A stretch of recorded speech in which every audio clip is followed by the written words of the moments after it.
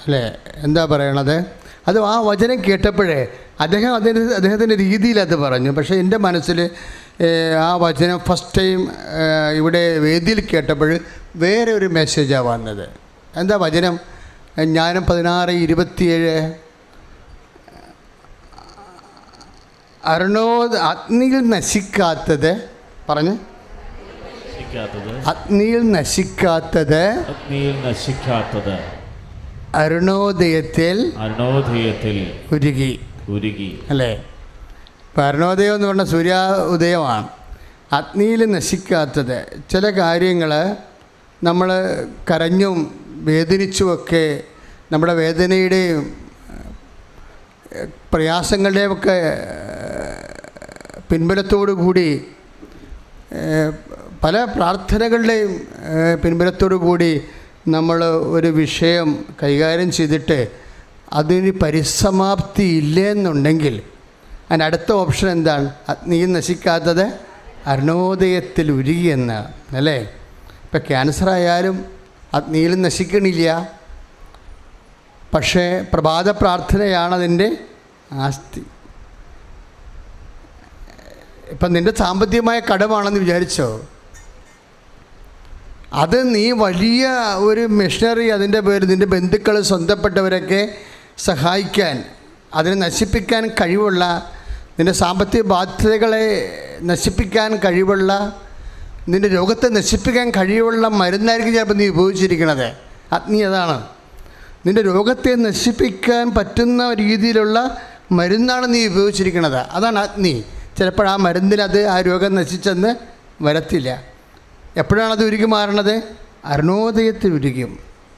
അരുണോദയത്തിൽ വെറുതെ ഉരുകണമല്ല, വ്യത്യസ്തമായ രീതിയിൽ അവിടെ പറഞ്ഞിട്ടുണ്ട്. എന്താ പറഞ്ഞിരിക്കുന്നത്? അരുണോദയത്തിലെ കർത്താവിനെ വിളിച്ചപേക്ഷിക്കുന്നവർക്ക്, അതിപ്രഭാതത്തിലെ പുലർകാല വെളിച്ചത്തിലെ, ശരിക്കും ഉടമ്പടി എടുത്തവൻ്റെ പുലർകാല വെളിച്ചം ഏത് വെളിച്ചമായിരിക്കും? അത് ഉടമ്പടിയുടെ നീലത്തിയുടെ വെളിച്ചമാണത് അല്ലേ? ഉടമ്പടി എടുത്തവൻ്റെ പുലർകാല വെളിച്ചം എന്ന് പറഞ്ഞാൽ എന്താണത്? ഉടമ്പടി നീലത്തിരിയുടെ വെളിച്ചമാണ്, പ്രത്യക്ഷീകരണ പ്രാർത്ഥനയുടെ വെളിച്ചത്തിലാണ്. അപ്പം എന്താ വചനം പറയണത്?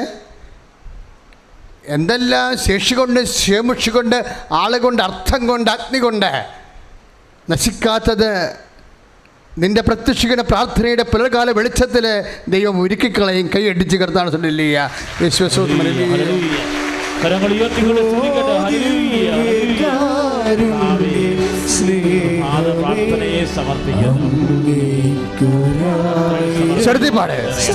ഓ ദിവ്യകാരുണ്യ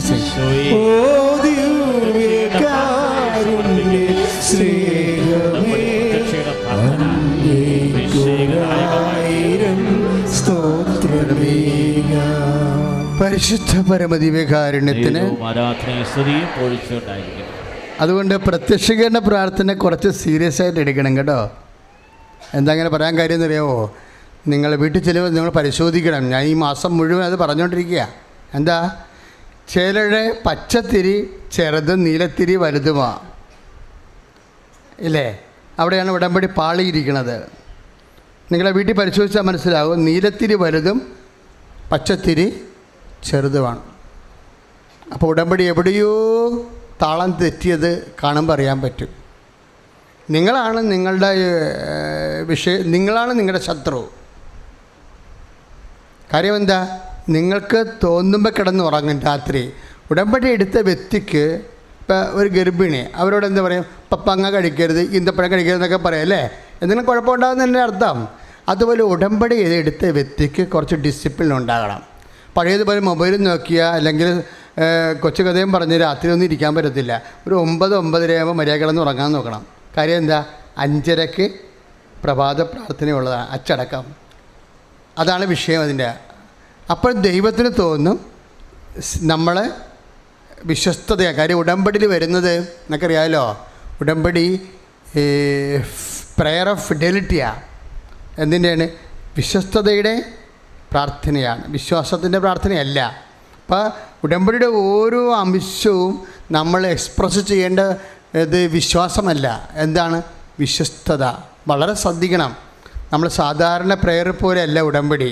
ഉടമ്പടി കവനൻ്റാണ്, അത് ബയലാറ്ററൽ എഗ്രിമെൻ്റാണ്. എഗ്രിമെൻറ്റിൻ്റെ വിഷയം എന്താ? വിശ്വസ്തതയാണ്. ഒന്ന് പ്രാർത്ഥിച്ചേ. കർത്താവായ ദൈവമേ, പരിശുദ്ധ അമ്മ വഴി അങ്ങയോട് ചെയ്ത ഉടമ്പടി പാലിക്കാൻ ആവശ്യമായ വിശ്വസ്തതയാൽ എന്നെ നിറക്കണമേ. Praise the lord. സ്തുതിക്കട്ടെ. ഹല്ലേലൂയ. കർത്താവേ, കരങ്ങൾ ഉയർത്തിക്കൊണ്ട് സ്തുതിക്കട്ടെ. ഉടമ്പടി നിബന്ധനകൾ പാലിക്കാൻ, കർത്താവേ, ഉടമ്പടി പ്രഖ്യാപനങ്ങൾ പാലിക്കാൻ, വിശ്വസ്തയോടെ ദൈവസ്നേഹത്തോടെ പാലിക്കാൻ കർത്താവേ, ഇപ്പോൾ ദിവ്യകാരുണ്യത്താൽ ഞങ്ങളെ മുദ്രയിട്ട് ശക്തിപ്പെടുത്തണം. പരമദിവ്യകാരുണ്യത്തിന് ആരാധനയും സ്തുതിയും പോഴ്ച ഉണ്ടായിരിക്കട്ടെ.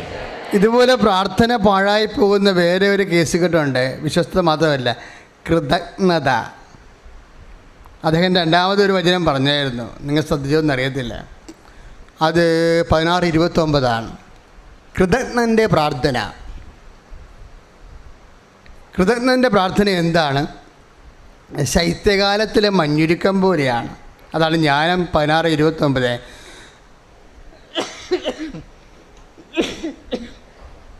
കൃതജ്ഞൻ്റെ പ്രാർത്ഥന പറഞ്ഞേ. ശൈത്യകാലത്തിലെ മഞ്ഞുരുക്കം പോലെയാണ്. എന്താ കുഴപ്പം? അത് ഉപയോഗശൂന്യമായ ജലം പോലെ പാഴായി പോകുന്നു. ഒന്ന് പറഞ്ഞേ. അത് ഉപയോഗശൂന്യമായ ജലം പോലെ പാഴായി പോകുന്നു. ആ വചനം കേട്ടപ്പോൾ എൻ്റെ മനസ്സിൽ വന്നത് ബൈബിളിൻ്റെ ഒരു പരിമിതിയാണ് എൻ്റെ മനസ്സിൽ വന്നത്. ബൈബിളൊക്കെ ഇങ്ങനെ വലിയ സംസ്കൃത ഭാഷയൊക്കെ എഴുതിയ പാവപ്പെട്ട മനുഷ്യൻ എന്ത് ചെയ്യാനാണ്? ഇപ്പം ഇന്ന് കുർബാനശൈലി അച്ഛൻ പറഞ്ഞില്ലേ, ബൈബിള് റിവൈസ് ചെയ്തുകൊണ്ടിരിക്കണമെന്ന്. ഭാഷ റിവൈസ് ചെയ്തുകൊണ്ടിരിക്കണമെന്ന് പറഞ്ഞില്ലേ? പക്ഷേ റിവൈസ് ചെയ്യുമ്പോഴും വരേണ്ടത് ഈ വ്യാഖ്യാനിക്കുന്നവർ. ഇപ്പം കൃതജ്ഞ എന്ന് പറഞ്ഞാൽ നിങ്ങൾക്ക് മനസ്സിലായ അർത്ഥം? മനസ്സിലായെന്ന് കൈപൊക്കിക്ക്. കൃതജ്ഞൻ, ഈ കൈ താത്തിക്കോ. നന്ദിയില്ലാത്തവൻ എന്ന അർത്ഥം. ഇതാണ് മലയാളം അതിൻ്റെ. അത് പറഞ്ഞാൽ മതിയായിരുന്നു.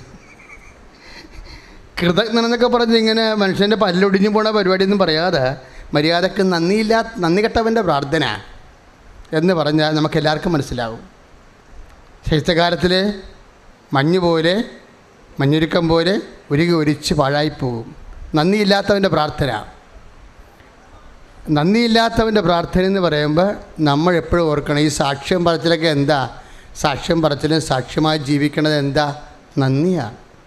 തന്നെയല്ല, ദൈവത്തോട് എപ്പോഴും നന്ദി പറയണം. നമ്മുടെ പ്രാർത്ഥനകളെ ഇപ്പോൾ നിങ്ങൾ ഒരു കാര്യം എന്തുകൊണ്ടാണ് ഇങ്ങനെ പ്രാർത്ഥനയ്ക്ക് ചിലതിന് ഉത്തരം താമസിക്കണമെന്ന് പറഞ്ഞില്ലേ? ഞാൻ പറഞ്ഞില്ലേ, നിങ്ങൾ തന്നെയാണ് നിങ്ങളുടെ ശത്രു എന്ന് പറഞ്ഞ്. നിങ്ങളത് കാര്യം കണ്ടു കഴിഞ്ഞാൽ പിന്നെ നിങ്ങൾ നന്ദി പറയത്തില്ല. അപ്പോൾ എന്ത് പറ്റും? പാഴായിപ്പോവും, വേസ്റ്റ് വാട്ടറായി പോവും. കുടിവെള്ളമൊക്കെ സെപ്റ്റി ടാങ്കിലെ വെള്ളമായി പോയുള്ള അവസ്ഥ എന്തായിരിക്കും? അതുപോലെയാണ് നന്ദിയില്ലാത്തവൻ്റെ പ്രാർത്ഥന. എത്രയോ വലിയ കാര്യങ്ങൾ ദൈവം ചെയ്തു തന്നു നമുക്ക്. അതൊന്നും ഓർക്കാതെ പിന്നെ ഒരു വിഷയം വന്നപ്പോൾ ഓടി വന്നിട്ടുണ്ട്. ഇനി ഇതിന് സാധിച്ചിട്ട് പോകും. ഒരിക്കലും നന്ദി പറയത്തില്ല. നന്ദി പറയുകയല്ല വേണ്ടത് ദൈവത്തോട്. നന്ദിയുള്ള ജീവിതമാണ് പ്രധാനപ്പെട്ടത്.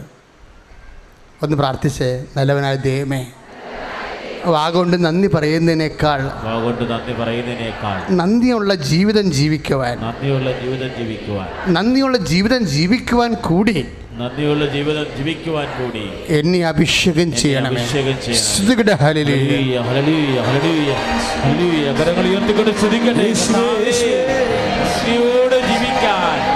ചൊരിഞ്ഞ കൃപകൾക്ക് നന്ദി പറയാൻ, ഉടമ്പടി ചെയ്തപ്പോൾ ചെയ്ത അത്ഭുതകരമായ സൗഖ്യങ്ങൾക്ക്, കൃപകൾക്ക്, കുടുംബത്തിന് നൽകിയ നന്മകൾക്ക് നന്ദി പറയാൻ കർത്താവേ സാക്ഷ്യമേകാരുണ്യത്തിന് ആരാധനയും സ്തുതിയും പോഴ്ചയുണ്ടായിരിക്കട്ടെ. അപ്പോഴെല്ലാം ഞാൻ സാധാരണ ഉപയോഗിക്കുന്ന ഭാഷ നാട്ടുഭാഷയാണ് അല്ലേ? നാട്ടുഭാഷ എന്താ ഉപയോഗിക്കണത്? നമ്മുടെ ചിലപ്പോൾ 2ാം ക്ലാസ്സും 1ാം ക്ലാസ്സൊക്കെ പഠിക്കുന്ന ആൾക്കാരുണ്ടാവും, ചിലപ്പോൾ IAS-കാരുണ്ടാവും. പക്ഷേ IAS-കാരുടെ ഭാഷ ഉപയോഗിച്ച് കഴിഞ്ഞാൽ നാട്ടുകാർക്ക് മനസ്സിലാകത്തില്ല, നാട്ടുഭാഷ. ഇപ്പോൾ ബൈബിൾ ഉപയോഗിക്കുമ്പോൾ എപ്പോഴും സാധാരണ കോമൺ ആയിട്ടുള്ള ലാംഗ്വേജ് ഉപയോഗിക്കണം. തന്നെയല്ല, നാട്ടുഭാഷക്കുള്ള പ്രശ്നം ഇത് പെട്ടെന്ന് ഇങ്ങനെ റീച്ച് ചെയ്യും. ഇപ്പം തന്നെ ഉദാഹരണത്തിന് ഞാനത് കൃതജ്ഞ എന്ന് കേട്ടപ്പോൾ എൻ്റെ മനസ്സിൽ വന്നത് എന്താണെന്നറിയാമോ? ഈശോയുടെ ഈ ശൂന്യവൽക്കരണം എന്ന് പറയുന്ന മഹാസംഭവമില്ലേ, അങ്ങനെയൊക്കെയാണ് അതിനെക്കുറിച്ച് പറയണത്. വെറുമയാക്കി എന്നാണ് അർത്ഥം. നാട്ടുഭാഷയെ പറഞ്ഞാൽ വെറുമയാക്കി. ഈ വെറുമയാക്കിയെന്ന് വെച്ചാൽ പ്രകൃത്യ അവൻ ദൈവത്തോടുള്ള സമാനത മുറുകെ പിടിക്കേണ്ട കാര്യമായി അവൻ പരിഗണിക്കാതെ ദാസനായി. ഇപ്പം പരിഗണിക്കാതെ എന്നില്ലേ, കർത്താവിൻ്റെ പൊസിഷൻ പരിഗണിച്ചില്ല. അത് പരിഗണിച്ചെങ്കിൽ നമ്മുടെ കാര്യമൊക്കെ കട്ടപ്പോകുകയായിരുന്നു അല്ലേ. അവൻ പരിഗണിക്കാഞ്ഞ അത് വായിക്കുമ്പോൾ അതിൻ്റെ ഒരു നാട്ടുഭാഷയുണ്ട്. എന്താണത്? അവനത് വിട്ടുകളഞ്ഞെന്ന് ആൾക്കാർ സംസാ വിട്ടുകളാ. നമ്മളൊരു ഇഷ്യൂ ഉണ്ടാക്കുമ്പോൾ പറയുന്നത് എന്താണ്? അത് വിട്ടുകളയാൻ പറയും. അതാണ് അതിൻ്റെ നാട്ടുഭാഷ. പരിഗണിക്കാതെ എന്ന് പറയുന്നതിൻ്റെ പോളിഷ് ലാംഗ്വേജിൻ്റെ കൺട്രി ലാംഗ്വേജ് എന്താണ്? വിട്ടുകളയെന്നുള്ളതാണ്. പല കാര്യങ്ങളും ഉടമ്പടിയിലിരിക്കുന്ന ആൾക്കാരെ വിശ്വസ്തതയാണ് കാണിക്കേണ്ടത്, അവർ നന്ദിയുള്ള ജീവിതമാണ് ജീവിക്കേണ്ടതെന്ന് പറഞ്ഞില്ലേ. അതെന്താ നന്ദിയുള്ള ജീവിതം എന്ന് പറയണത്? നമുക്ക് ദൈവത്തോട് നന്ദിയുള്ള ജീവിതം എന്ന് പറഞ്ഞാൽ കർത്താവിൻ്റെ വചനങ്ങളൊക്കെ കേട്ട് ഈശോ എന്നാ പറഞ്ഞത്? നിങ്ങൾ എന്നിൽ നിന്ന് പഠിക്കുവിൻ അല്ലേ. അതിൻ്റെ കുറേ കാര്യങ്ങളുണ്ട്. ഇപ്പോൾ 11:29 ഞാൻ മത്തായിയുടെ സുവിശേഷം അല്ലേ, ഒന്ന് പറഞ്ഞേ. ഞാൻ ശാന്തശീലനും വിനീത ഹൃദയനുമാണ്, എന്നിൽ നിന്ന് പഠിക്കുവിൻ. അപ്പോൾ പഠിക്കണത് തന്നെ ഒരു നന്ദി. എപ്പോഴും വചനം കേൾക്കുമ്പോൾ നിങ്ങൾ പരിശുദ്ധാത്മാവേ എന്നെ ഈശോനെ പഠിക്കാൻ സഹായിക്കണേ. കാര്യം ഈശോനെ പഠിക്കാത്തതാണ് കുഴപ്പമെന്ന് ഈശോ പറയണത്. ആ സമരക്കാർ ചാടിക്കടിച്ചില്ലേ, ആ നട്ടുച്ച നേരത്ത് കർത്താവ് വേർപ്പം കയറി ഉച്ചയും പോയിഞ്ഞ് ആ കിണറ്റിൻ്റെ വാതിക്കെ ഇരുന്നപ്പോഴേ ഒരു ഗ്ലാസ് വെള്ളം ചോദിച്ചപ്പോൾ ആ സമരക്കാർ ചാടിക്കടിച്ചു. നിങ്ങളുടെ ഈ ചാടിക്കടിക്കുന്ന സ്വഭാവം ഉണ്ടെങ്കിൽ ഉടമ്പടി താമസിക്കും. നന്ദിയുള്ള ജീവിതം എന്ന് പറഞ്ഞാൽ എന്താ? കർത്താവിൻ്റെ മനസ്സിനനുസരിച്ച് നിങ്ങളുടെ സ്വഭാവം നിങ്ങളെ പുനഃക്രമീകരിക്കണം. അതാണ് അച്ഛൻ ഉദ്ദേശിക്കുന്നത്. ഇപ്പോൾ സമരക്കാർ എന്താ ചാടിക്കടിച്ചത്?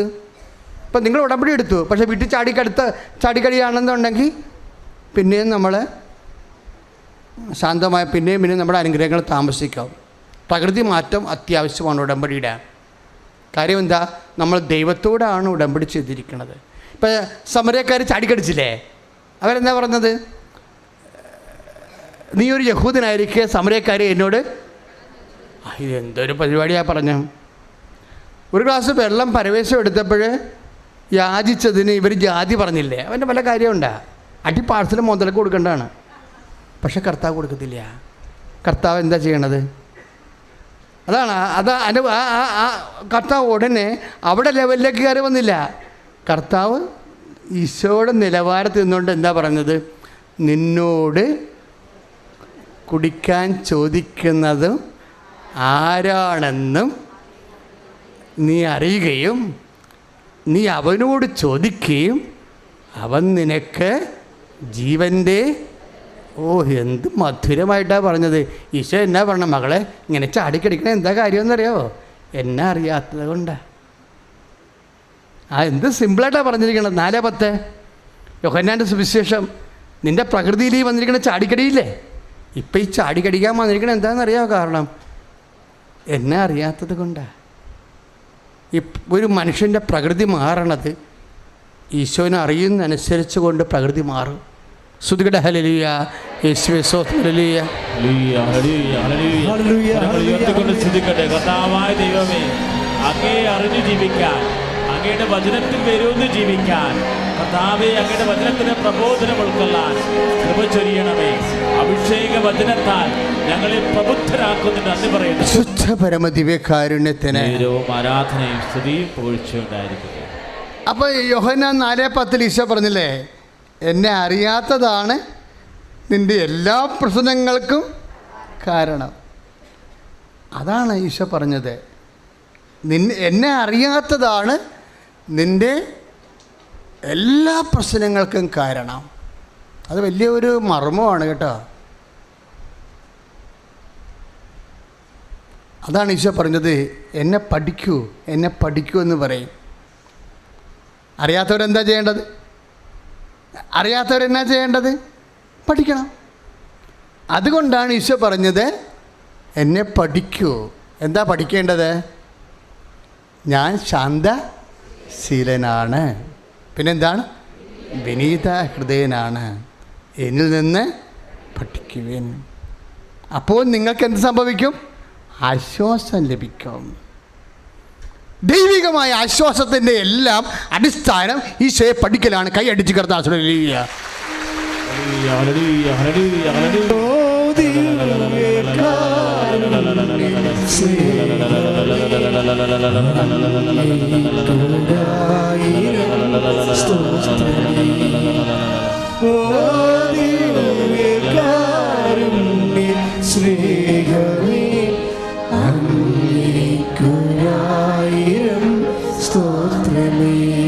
പരിശുദ്ധ പരമദിവ്യകാരുണ്യത്തിന് നേരവും ആരാധനയും സ്തുതിയും പുകഴ്ചയും. അപ്പം നമ്മൾ യോഹന്നാൻ 4:10, മത്തായി 11:29 ഇൻ്റർകണക്റ്റഡാണ്.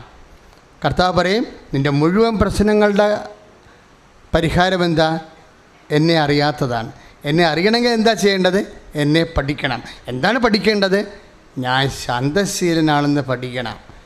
എന്താണ് ശാന്തശീലൻ എന്ന് പറയുമ്പോൾ? ശാന്തശീലർക്കുള്ള ഗുണം എന്താ? ശാന്തശീലർ അനുഗ്രഹീതരാകുന്നു. പറഞ്ഞേ, അവർ ഭൂമി കൈവശമാക്കും. Praise the Lord. Hallelujah. അതാണ് മത്തായി 5:5 മലയിലെ പ്രശ്നങ്ങളുടെ ഒന്നാണത്. എന്താണ്? നമ്മൾ ശാന്തശീല വ്യഗ്രതയാണ് പ്രശ്നം, ഇല്ലേ? ഹാർട്ട് അറ്റാക്കും അൾസറും ഉണ്ടാകണ എന്താണ്? വ്യഗ്രത കൊണ്ടല്ലേ, ഇല്ലേ? അപ്പം വ്യഗ്രതയ്ക്കെതിരാണ് എന്താണ്? ശാന്തശീല. ഈ ശാന്തശീല എങ്ങനെ? ഈ മത്തായി 5:5 ഭൂമി എന്ന് പറയുന്നത് എന്താണ്? ജീവിത ലക്ഷ്യം. ഈ ജീവിത ലക്ഷ്യം നമ്മൾ കൈവശമാക്കണമെങ്കിൽ എന്ത് ചെയ്യണം? ശാന്തത ശീലമാക്കണം. എങ്ങനെയാണ് ഈ ശാന്തശീലമാക്കണത്? ഈശോയെ സ്നേഹിക്കുമ്പോഴാണ് ശാന്തശീലം ഉണ്ടാകണം. എന്താണ്? നമ്മൾ ഉടമ്പടി ചെയ്യുമ്പോൾ എന്താ ചെയ്യണത്? പരിശുദ്ധ അമ്മ വഴി നമ്മുടെ ജോലി, വീട്, വിവാഹം എല്ലാം ഈശോയ്ക്ക് ഏൽപ്പിക്കുന്നു. നമ്മൾ സാക്ഷ്യങ്ങൾ എന്തുമാത്രം കേട്ടു. ഇപ്പം ഇന്നത്തെ സാക്ഷ്യത്തിൽ ഞാൻ പത്രത്തിലെഴുതി കൊടുത്തതാണോ നിങ്ങളിവിടെ കേട്ടതാണോ എന്ന് അറിയത്തില്ല. 49 വയസ്സൊക്കെ ഉള്ള ആൾ വിവാഹം കഴിച്ചിട്ടുണ്ട്. ഇവിടെ പറഞ്ഞാണോ സാക്ഷ്യം? ഇവിടെ പറഞ്ഞതാണോ? ശരി. അപ്പം എന്താ 2 സാക്ഷ്യം ഒരുമിച്ച് നോക്കിക്കൊണ്ടിരിക്കുന്നത് അവിടെ. അപ്പോൾ 49 വയസ്സ്. ഇന്നാളെ കേട്ടത് 46 വയസ്സാണ് കേട്ടത്. 46 വയസ്സുള്ളവർ വിവാഹം കഴിച്ച്. ഇപ്പം നമ്മൾ കേട്ടത് 49 വയസ്സ്. അപ്പോൾ ഈ ഉടമ്പടിയുടെ റേഞ്ച് വേണ പൂക്കുണ്ടല്ലേ. പണ്ടൊക്കെ ഞങ്ങൾക്ക് 35 വയസ്സുള്ളവർ കല്യാണം കഴിച്ചെന്ന് കേട്ടാൽ ഞാനിവിടെ ആ സാക്ഷ്യം ഭയങ്കര സന്തോഷത്തോടെ സൈൻ ചെയ്യുമായിരുന്നു. അതിനെയും കവഴിഞ്ഞാണിത് വരണത്. അതുപോലെ മക്കളില്ലാത്ത ആൾക്കാർ തന്നെ 20 വർഷമായിട്ട് മക്കളില്ലാത്തവരെ ഉടമ്പടി പുതുക്കി കഴിയുമ്പോൾ എങ്ങനെയാണ് 2 കുഞ്ഞുങ്ങളെ ഗർഭം ധരിക്കണത്? അതിൻ്റെ അർത്ഥം എന്താണ്? അതാണ് 2 കുഞ്ഞുങ്ങളുമായിട്ട് സാക്ഷ്യം പറഞ്ഞില്ലേ. ഈ മാസം ആദ്യം 2 കുഞ്ഞുങ്ങളുമായിട്ട് ഉടമ്പടി. അവർക്ക് 20 വർഷമായിട്ട് മക്കളില്ല. ഉടമ്പടി പുതുക്കി കഴിഞ്ഞപ്പോൾ ആ ആഴ്ചയിൽ അവർക്ക് കർത്താവ് കുഞ്ഞിനെ കൊടുത്തു, 2 കുഞ്ഞുങ്ങളെ കൊടുത്തു. അപ്പോഴെന്താ പ്രശ്നം? ശാന്തശീലത എന്ന് പറയണത് ശാന്തതയുടെ ഉള്ളിലെ എന്താ സംഭവം? എന്താണ് ശാന്തത? I am meek and humble എന്നാണ് ഈശോ പറഞ്ഞിരിക്കുന്നത്. ഈ 2 സ്വഭാവം വെരി സീരിയസ് ആണ്. കർത്താവുമായിട്ട് ഡീൽ ചെയ്യണമെന്നുണ്ടെങ്കിൽ ഈ 2 സ്വഭാവം നമ്മൾ കാലാന്തരത്തിൽ സംശീകരിക്കണം. ഒന്നെന്താണ്? മീക്ക് എന്ന് വെച്ചാൽ ശാന്തശീലത. മറ്റെന്താണ്? ഹംബിൾ, വിനയം, എളിമ. എളിമയാണ് ഈ വിട്ടുകളയെന്ന് പറയുന്ന സംഭവം. മനസ്സിലായ? നമ്മൾ ആരോ ആണെന്ന് നമ്മൾ ധരിക്കുമ്പോഴാണ് നമുക്ക് എളിമ നഷ്ടപ്പെടുന്നത്. എൻ്റെ മക്കൾ മനസ്സിലാക്കണം. ഉടമ്പടി ഒഴുകി വരണ്ടേ മക്കളെ? ദൈവം വിനയമുള്ളവർക്ക് കൃപ നൽകുന്നു എന്നല്ലേ പറയണത്, അല്ലേ? നമ്മൾ പത്രോസിൻ്റെ 5 വായിക്കുമ്പോഴും ഇപ്പോൾ യാക്കോബിൻ്റെ 4:6 വായിക്കുമ്പോഴും ലേഖനങ്ങൾ വായിക്കുമ്പോഴേ ദൈവം എളിമയുള്ളവർക്ക് കൃപ നൽകുന്നു. പക്ഷേ എളിമ എങ്ങനെ ഉണ്ടാകും? നമ്മൾ ആരോ ആണെന്ന് ഉള്ള നിലവാരത്തിൽ നിന്നാണ് താഴേക്ക് വരേണ്ടത്. അതാണ് കർത്താവ് താഴേക്ക് വന്നത്, വിട്ടുകളഞ്ഞു. അവൻ പ്രകൃതിയ ദൈവമായിരിക്കവേ ദൈവത്തോടുള്ള സമാനത മുറുകെ പിടിക്കേണ്ട കാര്യമായി അവൻ പരിഗണിച്ചില്ല, വിട്ടുകളഞ്ഞെന്ന്. ഇപ്പം നിന്നോടൊരാൾ അപമര്യാദയായിട്ട് പെരുമാറി. ഞാൻ ചില സമയത്ത് ഓർക്കുകയെ, എൻ്റെ ചേട്ടായി, എൻ്റെ അപ്പം മരിച്ചതാ, ഞാൻ മരിച്ചു കഴിഞ്ഞാൽ സെമിനാരിൽ ചേർന്നത്. എൻ്റെ ചേട്ടായിയാണ് പിന്നെ എല്ലാം നോക്കിയത്. പക്ഷേ എൻ്റെ പട്ടത്തിൻ്റെ ഒരു 2-3 മാസം മുമ്പ് ആൾ നാട് വിട്ടുപോയി. ഞാൻ ഒറ്റക്കായിപ്പോയി. അന്ന് വീടും എല്ലാം ഉറഞ്ഞതായിരുന്നു. പിന്നെ സെമിനാരിൽ ലീവെടുത്ത് വന്ന് കുറേ ബന്ധുക്കളോടൊക്കെ കടം വാങ്ങിച്ച് ഒറ്റക്ക് നിന്നാണ് കുറച്ച് ആൾക്കാരുടെ ഈ വീട് പണിത് കൂട്ടി ഒരു കണക്കിന് തല്ലിക്കൂട്ടി എടുത്ത്. 10 മനുഷ്യർ വന്നതല്ലേ. നിങ്ങളെന്ത് പറഞ്ഞാലും എനിക്ക് മനസ്സിലാകുവേ. ഞാൻ വന്നൊരു വഴിയുണ്ട്. അന്ന് ഇവർ 2 പേരേ ഉണ്ടായിരുന്നുള്ളൂ. പിന്നീട് എനിക്ക് തോന്നി അവർ മതിയെന്ന്. നിങ്ങൾക്കും ഒരു വിഷയം വരുമ്പോൾ നിങ്ങൾ ഇവരെയാണ് ഞാൻ പ്രൊമോട്ട് ചെയ്ത് തരണത്, ഇവർ മതിയെന്ന്. ബാക്കി ആരോടും പരിഭവമില്ല, പരാതിയില്ല. എല്ലാം റെഡിയായി. ഓർഡിനേഷൻ്റെ തലേ ദിവസം ചേട്ടായി പ്രത്യക്ഷപ്പെട്ട് നമുക്ക് വേണമെങ്കിൽ മനസ്സിൽ വെച്ചുകൊണ്ടിരിക്കാം, ചേട്ടാ എന്നോട് അങ്ങനെ ചെയ്തില്ലേ എന്ന്, ഇല്ലേ? പക്ഷേ വിട്ടുകളയണം. അവിടെയാണ് ഉടമ്പടി വരേണ്ടത്. വിട്ടുകളയണം. ഒന്നും മനസ്സിൽ വെച്ചുകൊണ്ടിരിക്കരുത്, അതെല്ലാം വിട്ടുകളയണം. അതാണ് പരിഗണിച്ചില്ല എന്ന് പറയുന്നത്. ശ്രുതിക്കട്ടെ ഹല്ലേലൂയ. യേശുവേ സ്തോത്രം. Hallelujah, hallelujah.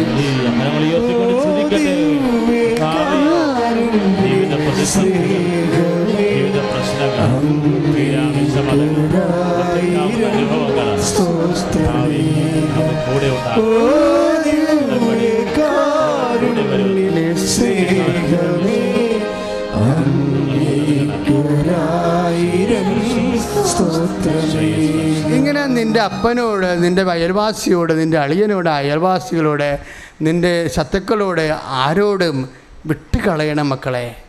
എന്തെങ്കിലും മനസ്സിലുണ്ടെങ്കിൽ കർത്താവിനെ പ്രതി വിട്ടുകളയണം. എന്താണ്? എന്നിൽ നിന്ന് പഠിക്കുവേൻ. നമുക്ക് വേറെ ആരുടെയൊന്നും പഠിക്കാനില്ല. ഈശ്വരനെ പഠിക്കാനുള്ള ഏറ്റവും വലിയ എന്താണെന്നറിയാവോ? സെൻറ്റ് പോൾ പറയാൻ മറന്നു പോയതോ, സെൻറ്റ് പോളിനോട് പരിശുദ്ധാത്മാവ് സ്നേഹത്തെക്കുറിച്ച് വാ തോരാതെ സെൻറ്റ് പോൾ പറയും. സ്നേഹം എന്താണ്? സകലതും ക്ഷമിക്കുന്നു, സകലതും അതിജീവിക്കുന്നു, സകലതും സഹിക്കുന്നു എന്ന് പറയുമ്പോഴും പരിശുദ്ധാത്മാവ് പറയും, ജോസഫ്, സെൻറ്റ് പോൾ ഒരു കാര്യം പറഞ്ഞിട്ടില്ല. എന്താണ്? സ്നേഹം എല്ലാം മനസ്സിലാക്കുന്നു. The love of Jesus is understanding. സ്നേഹം മനസ്സിലാക്കുന്നു. സെൻറ്റ് പോൾ പറയാത്തതാണ്. ഈ സൗമ്യത വരണത് എവിടെ നിന്നാണ്? അണ്ടർസ്റ്റാൻഡിങ് ലവിൽ നിന്നാണ്. മനസ്സിലാക്കുന്ന സ്നേഹത്തിൽ നിന്നാണ്. മനസ്സിലാക്കുന്ന സ്നേഹം എന്താണ്? ആരുമായി നമ്മൾ ധരിക്കാതെ നമ്മളെ താഴ്ത്തുമ്പോൾ എളിമയിൽ നിന്നാണ് മനസ്സിലാക്കുന്ന സ്നേഹം വരുന്നത്. കൈ അടിച്ച് കിടത്താണ്. ഹല്ലേലൂയ. യേശുവേ സ്തോത്രം. ഹല്ലേലൂയ.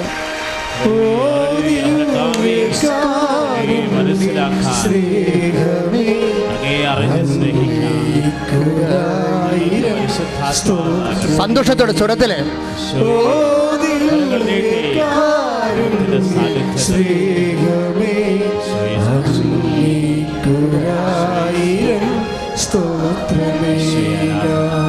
കർത്താവിൻ്റെ സ്നേഹം മനസ്സിലാക്കുന്ന സ്നേഹമാണ്.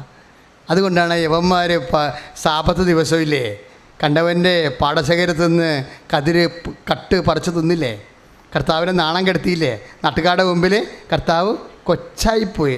ഫരിസേയരും നിയമജ്ഞരും കയ്യോടെ കർത്താവിനെ പിടിച്ചു. പറഞ്ഞ് ദേ നോക്കിയേ, സാപത്താണിന്ന്. വൃത്തികെട്ടവന്മാരെ കണ്ടവൻ്റെ പാടശേഖരത്തു നിന്ന് കട്ട് തിന്നുകയാണ്. ഇവനെ കിടന്ന് ട്രെയിൻ ചെയ്യണത് ഇപ്പം മനസ്സിലായി. അവരാരാണെന്ന് മനസ്സിലായി, നീ ആരാണെന്ന് മനസ്സിലായി. എല്ലാം കള്ളത്തരമാണെന്ന് പറഞ്ഞു. പത്രോസ് വിഷമിച്ചു പോയി. പത്രോസ് ഓർത്ത് അന്ന് തന്നെ സസ്പെൻഷൻ കിട്ടുമെന്നാണ് വിചാരിച്ചത്. പക്ഷേ പത്രോസ്, ഈശോ എന്നാ പറഞ്ഞത്? ഈശോ പത്രോസിനെ സേവ് ചെയ്യും. എങ്ങനെ സേവ് ചെയ്യും? സംരക്ഷിക്കും. ഒരു വാക്കെതിര് പറയാതെ പറയും.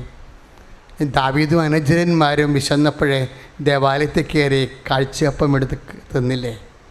ദേവാലയത്തേക്കാൾ വലുവനാണ് ഇവിടെ നിൽക്കണത്. അവർ ഉപവസിക്കുന്ന കാര്യം പറയുമ്പോഴും പറയും അവരിപ്പോൾ ഉപവസിക്കത്തില്ല. മണവാളൻ കൂടെയില്ലാത്ത കാലം വരും, അന്ന് അവർ ഉപവസിച്ചോളും. കാത്തിരിക്കാൻ കർത്താവിന് മനസ്സുണ്ട്. ശ്രുതികട ഹല്ലേലൂയ.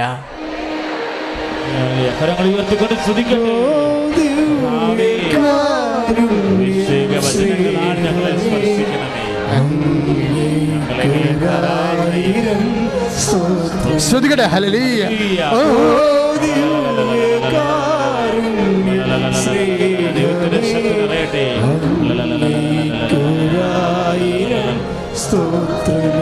പരിശുദ്ധ പരമ ദിവ്യകാരുണ്യത്തിന്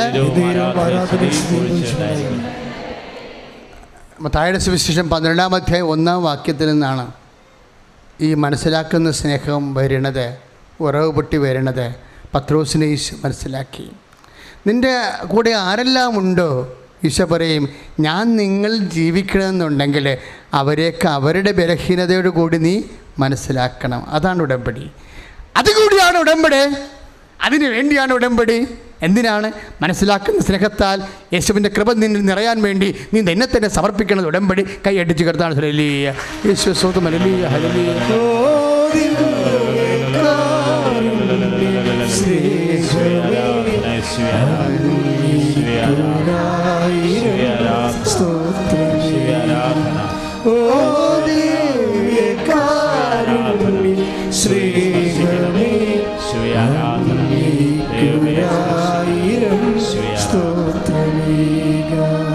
മക്കളെ, നിങ്ങളെ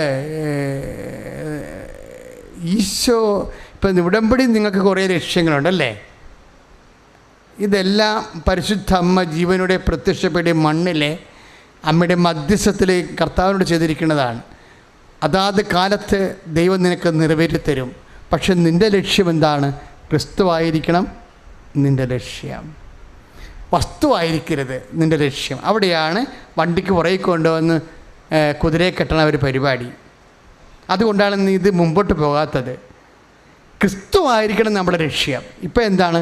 വസ്തുവാണ് നമ്മുടെ ലക്ഷ്യം. ഓരോ വസ്തുക്കളില്ല, ഓരോ സംഭവങ്ങൾ. അങ്ങനെയല്ല, ക്രിസ്തുവായിരിക്കണം. ഒന്ന് പ്രാർത്ഥിച്ചേ. കർത്താവായ ദൈവമേ, അങ്ങേ ലക്ഷ്യമാക്കി ജീവിക്കുവാൻ, അങ്ങേ മാത്രം ലക്ഷ്യമാക്കി ജീവിക്കുവാൻ എന്നെ അഭിഷേകം ചെയ്യണമേ. സ്നേഹത്താൽ അഭിഷേകം ചെയ്യണമേ. സൗമ്യതയിൽ അഭിഷേകം ചെയ്യണമേ. ശാന്തതയിൽ അഭിഷേകം ചെയ്യണമേ. എളിമയിൽ അഭിഷേകം ചെയ്യണമേ. ശ്രുതികട്ടെ ഹല്ലേലൂയ.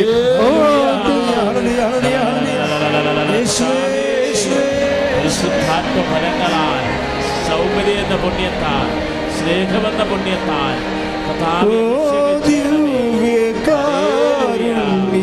സ്നേഹമേ അങ്ങേക്കുരായിരം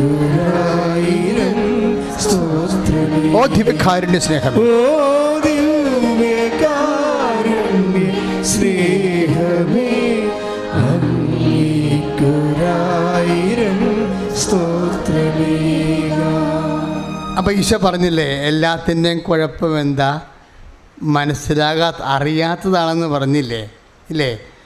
ഇതുപോലും ഈശോ പോലും ഒരു പരിശുദ്ധാത്മാവിൻ്റെ ഒരു പൂർണ്ണതയിലാണ് വചനത്തിൻ്റെ സത്യത്തിൻ്റെ സൂര്യനിലേക്ക് എത്തിച്ചേരണത്. വചനത്തിൻ്റെ സത്യത്തിൻ്റെ സൂര്യനിലേക്ക് ഈശോ പോലും എത്തിച്ചേരണത് ഒരു പ്രയാണത്തിലാണ്. അതുകൊണ്ടാണ് നിങ്ങൾ ശാന്തശീലരാകുവിൻ, കാത്തിരിക്കാൻ പറയുന്നത്. അതുകൊണ്ട് ദൈവത്തിന് ആവശ്യം, നീ നിൻ്റെ പൂർണ്ണ ദൈവം ആഗ്രഹിക്കുന്ന ഇടത്ത് എത്തണവരെ കർത്താവ് നിനക്ക് വേണ്ടി ക്ഷമയോടെ കാത്തിരിക്കുക. അച്ഛൻ എന്താ ഉദ്ദേശം എന്നറിയാവോ? അറിയാതെയാണ് ചെയ്തതെങ്കിൽ അല്പം മാത്രമേ പകരം കിട്ടത്തുള്ളൂ എന്ന് ഈശോയുടെ ഒരു വചനമുണ്ട്.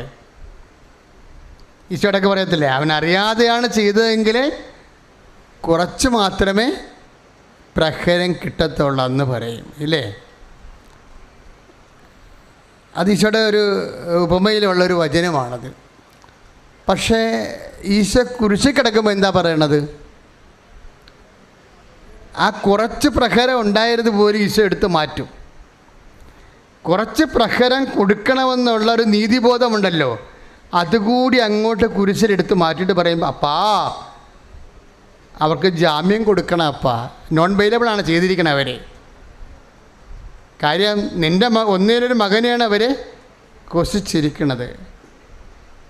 ഒരു കാലത്തും ജാമ്യം കിട്ടാത്ത കാര്യമാണ് അവർ ചെയ്തിരിക്കുന്നത്. എല്ലാ പ്രഹരവും ഒരുമിച്ച് കിട്ടാൻ പറ്റിയ ജോലിയാണ് ചെയ്തിരിക്കുന്നത്. എന്നിട്ടും പറയും, അപ്പാ അവർക്ക് ജാമ്യം കൊടുക്കണം. എന്താ കാര്യം? അവർ ചെയ്യുന്നത് എന്തെന്നവരെ അറിയുന്നില്ല. അതാണ് അവസാനം പറയണത്. പ്രഹരിക്കാൻ പറയണില്ല അവിടെ. പണ്ട് പറഞ്ഞതാണ്, അറിയാതെയാണ് ചെയ്താലും അല്പം പ്രഹരം കൊടുക്കാമെന്ന് പറയും. പക്ഷേ കുരിശിൽ താൻ എല്ലാ പ്രഹരവും അവർക്ക് വേണ്ടി കൂടിയുള്ള പ്രഹരങ്ങളെ അവൻ സ്വന്തമായി ഏറ്റെടുത്തുകൊണ്ട് അവർക്ക് ജാമ്യം അനുവദിക്കാൻ വേണ്ടി വക്കീൽ തുണിയില്ലാതെ അപ്പനോട് കെഞ്ചണതാണ് കുരിശ്. കൈയിട്ടിച്ച് കിടത്താണ്. ഹല്ലേലൂയ. യേശുവേ സ്തോത്രം. Hallelujah. And Jesus is your freedom. കർത്താവാണ് നിൻ്റെ സ്വാതന്ത്ര്യം. കർത്താവ് നിനക്ക് വേണ്ടി ഏത് നിമിഷവും നിൻ്റെ മേത്ത്, നിൻ്റെ ശരീരത്ത് ഒരു മണ്ണ് വീഴാതിരിക്കാൻ വേണ്ടി അവൻ അവസാന നിമിഷം വരെ ശ്രദ്ധിക്കും. സ്തുതിക്കട്ടെ. ഹല്ലേലൂയ. സെൻറ്റ് പോൾ പറയുമേ, നിങ്ങളിലെ ക്രിസ്തു രൂപപ്പെട്ടു വരാൻ വേണ്ടി ഞാൻ ഈറ്റുനോവ് അനുഭവിക്കുകയാണെന്ന്. Praise the lord. അപ്പോൾ ഞാൻ സെൻറ്റ് പോളിനോട് തിരിച്ചു പറയും, നിങ്ങളല്ല ആദ്യം ഈറ്റുനോവ് അനുഭവിച്ചത്. ഈറ്റുനോവ് അനുഭവിച്ച ഒരാളുണ്ട്, നിങ്ങളങ്ങനെ കണ്ടിട്ടില്ല. ആരാണത്? അമ്മയാ. ലോകത്തിൽ ക്രിസ്തു രൂപപ്പെട്ടു വരാൻ വേണ്ടി ആദ്യം ഈറ്റുനോവ് അനുഭവിച്ച ആളാണ് അമ്മ. ആ അമ്മയുടെ മധ്യസ്ഥത്തിലാണ് ദൈവവേദലെ നീ ഉടമ്പടി ചെയ്യുമ്പോൾ നീയും മനസ്സിൽ അമ്മേ, അമ്മയുടെ ഉദരത്തിൽ ക്രിസ്തു രൂപപ്പെട്ടതുപോലെ എൻ്റെ ഹൃദയത്തിൽ ഈ ഉടമ്പടി വഴി ക്രിസ്തു രൂപപ്പെട്ടു വരണമേ. ഒന്ന് പ്രാർത്ഥിച്ച്, അമ്മേ, അമ്മയുടെ ഉദരത്തിൽ ക്രിസ്തു രൂപപ്പെട്ടു വന്നതുപോലെ ഈ ഉടമ്പടി ജീവിതം വഴി എൻ്റെ ഹൃദയത്തിലെ ക്രിസ്തു രൂപപ്പെട്ടു വരുവാൻ, ക്രിസ്തു വഴി ഞാൻ ലോകത്തെ ജീവിതത്തിൽ ജയിക്കുവാൻ അഭിഷേകം ചെയ്യണമേ. സ്തുതിക്കട്ടെ. ഹല്ലേലൂയ. കരങ്ങൾ ഉയർത്തിക്കൊണ്ട് സ്തുതിക്കട്ടെ. കർത്താവേ, ക്രിസ്തുവിൽ ജീവിക്കുന്ന അനുഭവത്തിലേക്ക് വളരാൻ, ക്രിസ്തുവിൽ രൂപപ്പെടുവാൻ കർത്താവേ അവിടുത്തെ ആത്മാവിനെ എന്നിൽ വർഷിക്കണമേ എന്ന് പ്രാർത്ഥിക്കുന്നു. സ്തുതിക്കട്ടെ. സ്തുതിക്കട്ടെ. ഹല്ലേലൂയ. പുതിയ അനുഭവമായി തീർക്കണമേ. സ്തുതിക്കട്ടെ. ഹല്ലേലൂയ. ഹല്ലേലൂയ. ഹല്ലേലൂയ. ഹല്ലേലൂയ. ഹല്ലേലൂയ. ദോഷത്തോടെ എഴുന്നേൽക്ക്. രോഗസൗഖ്യ പ്രാർത്ഥന സമയമാണ്. നിങ്ങൾ ഉടമ്പടി ചെയ്ത വിഷയത്തിന് മേൽ ദൈവ തീരുമാനം ഉണ്ടാകാൻ പോണ സമയമാണ്. സന്തോഷത്തോടെ എഴുന്നേൽക്കുക. കർത്താവ് നല്ല നല്ല വചനങ്ങൾ നമുക്ക് നൽകി. രാത്രി വീട്ടിൽ പോയിട്ട് ആ വചനങ്ങൾ യൂട്യൂബിൽ ഒന്നുകൂടെ കേൾക്കണമേ. സന്തോഷത്തോടെ എഴുന്നേറ്റോ. ഒന്ന് പിടിച്ചെഴുന്നേൽപ്പിക്കുക ആൾക്കാരെ എല്ലാവരും. ഹാപ്പി ആയിരിക്കുക. നമുക്ക് കൃപാസനത്തിന് ഈശോ തന്ന ഒരു വലിയൊരു സമ്മാനമാണ്. ഒത്തിരി സമ്മാനം തന്നിട്ടുണ്ടേ. അതിലൊരു സമ്മാനമാണ് കൈവെപ്പ് പ്രാർത്ഥന. ഉടമ്പടി പ്രകാരമുള്ള കൈവെപ്പ് പ്രാർത്ഥന. നിങ്ങളെ ശരീരത്തിൻ്റെ വ്യത്യസ്തമായ ഭാഗങ്ങളിൽ, രോഗാതുരമായ ഭാഗങ്ങളിൽ കൈവച്ച് പ്രാർത്ഥിക്കുന്നത് ഉടമ്പടി പ്രകാരമാണ്. ഉടമ്പടിയുടെ പഴയ ഒരു ജസ്റ്ററാണ് കൈവെപ്പ്. അച്ഛനിടയ്ക്ക് പറയാറുണ്ടത്, അബ്രഹാം തൻ്റെ മകൻ ഇസഹാക്കിന് വേണ്ടി റബേക്കയെ തിരക്കി ഫ്രിത്തിനെ വിടുമ്പോൾ അവനുമായിട്ട് ഉടമ്പടി ചെയ്യുന്ന തുടയുടെ കീഴിൽ കൈവച്ചുകൊണ്ടാണ്. ഉടമ്പടിയുടെ ഒരു മാനറിസമാണ് കൈവെപ്പ്. അപ്പോൾ നമ്മളിപ്പോൾ കൈവെക്കാൻ പോകുന്നത് എവിടെയാണ്? നമ്മുടെ രോഗമുള്ള ഇടങ്ങളിലെല്ലാം നമ്മൾ കൈവെക്കുമ്പോൾ നമ്മൾ പറയണം, ഇത് ഞങ്ങൾ അങ്ങയോട് ചെയ്ത ഉടമ്പടിയുടെ അനുസ്മരണയിലാണ് ഈ കൈവെക്കണത്. മാതാവിൻ്റെ മധ്യസ്ഥത്തിൽ ഈശോയുടെ നാമത്തിലാണ് നമ്മൾ കൈവെക്കണത്.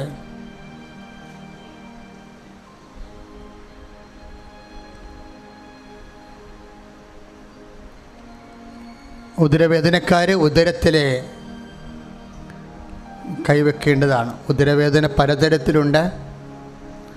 ഒത്തിരിയേറെ സിസ്റ്റുകൾ, മുഴകളെല്ലാം ഒരു നിമിഷം കൊണ്ട് അപ്രത്യക്ഷമായ സാക്ഷ്യങ്ങൾ നമ്മൾ കേട്ടതാണ്. തൈറോയ്ഡ് ഓപ്പറേഷൻ ചെയ്യാതെ പ്രാർത്ഥനാ സമയം പൊട്ടി ഒലിച്ചു പോയി സൗഖ്യപ്പെട്ടതും, മഹോദരം പ്രാർത്ഥനാ സമയം കരളിലെ ലീക്കേജ് ഇല്ലാതാവുകയും വയറ് ചൊട്ടിപ്പോയതും സാക്ഷ്യങ്ങൾ നമ്മൾ കേട്ടതാണ്. ശരീരം ദൈവത്തിൻ്റെ ശ്രദ്ധാകേന്ദ്രമാണെന്ന് എൻ്റെ മക്കൾ മനസ്സിലാക്കണം. ശരീരം ദൈവത്തിൻ്റെ ശ്രദ്ധാകേന്ദ്രമാണ്. ഒരു ശരീരത്തിൻ്റെ അവശത കൊണ്ട് നീ വേദനിച്ച് നിൻ്റെ സംയമനം നഷ്ടപ്പെട്ട്, നിൻ്റെ സന്തോഷം നഷ്ടപ്പെട്ട്, നിൻ്റെ ജീവിതം അലങ്കൂലമാകാൻ ദൈവം ആഗ്രഹിക്കണില്ല. ബേസിക്കായിട്ട് അതാണ് രോഗശാന്തിയുടെ അടിസ്ഥാനങ്ങളിലൊന്ന്. കേവലം ഭൗതികമായ എൻറ്റിറ്റിയാണ് കൂടുതലായി രോഗശാന്തിക്കുള്ളത്. നീ സുഖമായി ജീവിക്കണമെന്നാണ് കർത്താവ് ആഗ്രഹിച്ചത്. നീ സന്തോഷമായി ജീവിക്കണം. അതുകൊണ്ടാണ് കർത്താവ് എല്ലാ രോഗികളെയും സുഖപ്പെടുത്തിയത്. ശവപ്പെട്ട് ചുമന്നുകൊണ്ട് പോയത് കണ്ടപ്പോൾ ആ വിധവയുടെ മകനാണെന്നുള്ള വിധവ പറഞ്ഞില്ല, ഞാൻ വിധവയാണ്, എൻ്റെ ഒരേ ഒരു മകനാണ് ഈ കൊണ്ടുപോണത്, ഇനി എനിക്ക് ആരുമില്ലെന്നൊന്നും ആ ചേടത്തി പറഞ്ഞില്ല. കർത്താവ് കണ്ട് മനസ്സിലാക്കുകയാണ് ചെയ്തത്. അവനൊരു മകനാണെന്നുള്ളത് ആര് മനസ്സിലാക്കി? കർത്താവ് സ്വയം മനസ്സിലാക്കി. ആ പുറവെ കരഞ്ഞുകൊണ്ട് വരുന്നത് വിധവയാണ്, അവൻ്റെ അമ്മയാണെന്ന് ആര് മനസ്സിലാക്കി? കർത്താവ് സ്വയം മനസ്സിലാക്കി. വിധവ കരയേണ്ടെന്ന് കർത്താവ് പറഞ്ഞു. യുവാവ് മരിക്കണതും കർത്താവ് അറസ്റ്റ് ചെയ്തു, പെൻഡിങ് വെച്ചു. അങ്ങനെ നിൻ്റെ മരണത്തെപ്പോലും സസ്പെൻഡ് ചെയ്യാനുള്ള കരങ്ങളാണ്, കൊടുങ്കാറ്റിനെ സസ്പെൻഡ് ചെയ്ത കർത്താവിൻ്റെ കരങ്ങൾ കൈയിടിച്ച് കർത്താവ് ഹല്ലേലൂയ.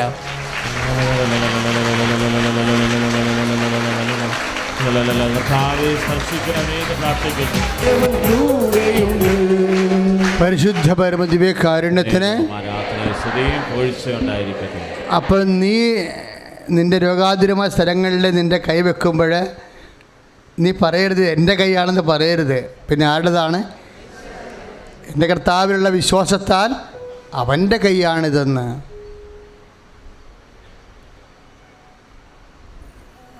ഉദരരോഗികൾ ഉദരത്തിൽ കൈവെക്കട്ടെ. പിസ്റ്റുല രോഗികൾ, ഗർഭാശയ സിസ്റ്റുള്ളവർ, മൂത്രമൊഴിക്കുമ്പോൾ കടുത്ത വേദനയും നിറ്റലുള്ളവർ, മൂത്രം വിട്ട് പോകുന്നവർ, ബ്ലഡ് വിട്ട് പോകുന്നവർ,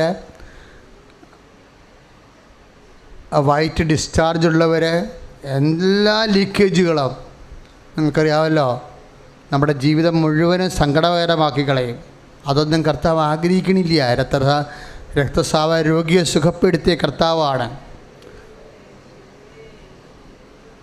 ജീവനോടെ ദിവ്യത്താറയിലെ ദിവ്യകുർബാനയായി എഴുന്നള്ളിയിരിക്കുന്നത്. ഫിഷർ രോഗികൾ, പൈൽസ് രോഗികൾ, പിസ്റ്റുല രോഗികൾ എല്ലാവരും അടിവയറ്റിൽ കൈവെക്കട്ടെ. ഒരു നിമിഷം പറയുക, കർത്താവേ എൻ്റെ കൈയല്ല ഇത്, ഞാൻ നിൻ്റെ വിശ്വാസത്താൽ നിൻ്റെ കൈകളാക്കിയതിനെ രൂപാന്തരപ്പെടുത്തണമേ. ശ്രദ്ധിക്കട്ടെ. യേശുക്രിസ്തുവിൻ്റെ ഉന്നതമായ നാമത്തിൽ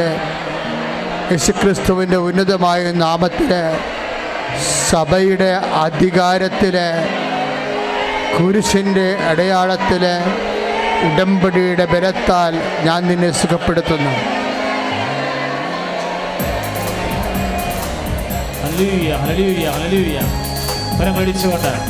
ദൈവത്തെ വാഴ്ത്തിപ്പാടുകയാണ്.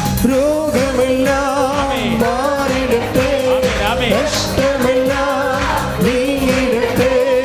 രോഗമെല്ലാം മാറിടട്ടെ, കഷ്ടമെല്ലാം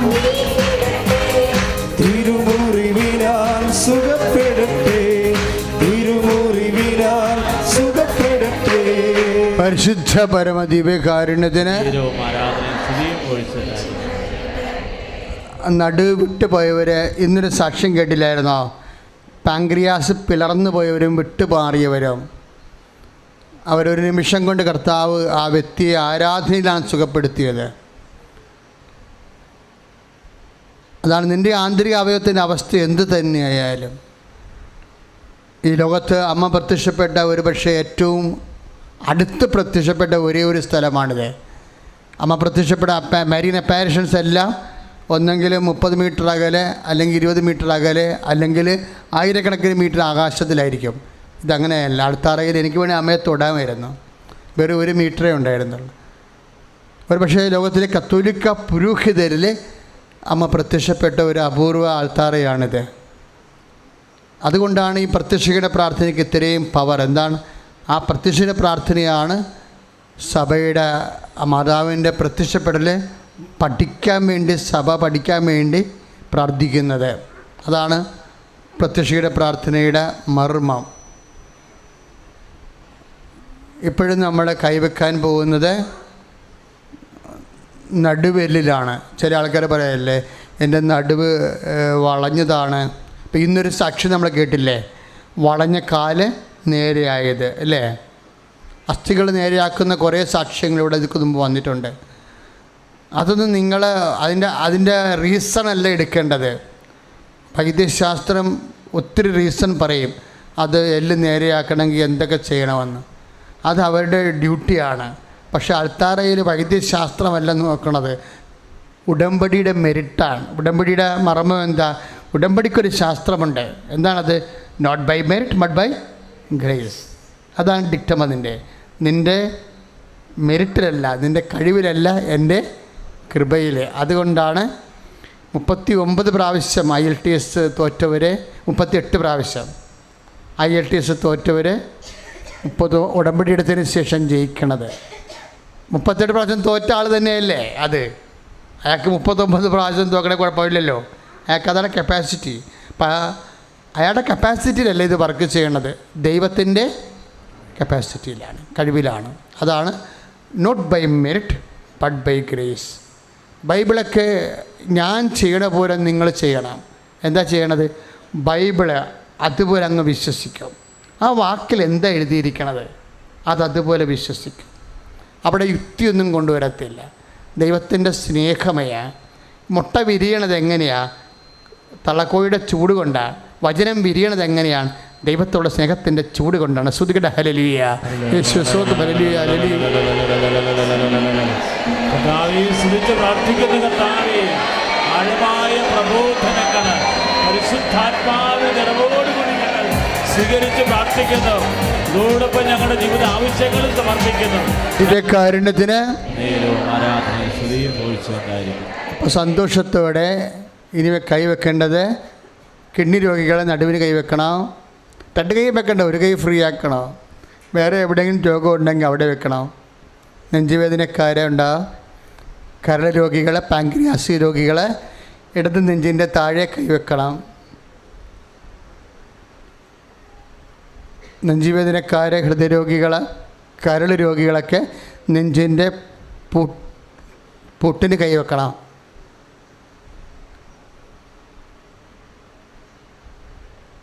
എവിടെയാണോ അസ്ഥിവേദനയും കുറേ സാക്ഷ്യങ്ങൾ നമ്മൾ കേട്ടു.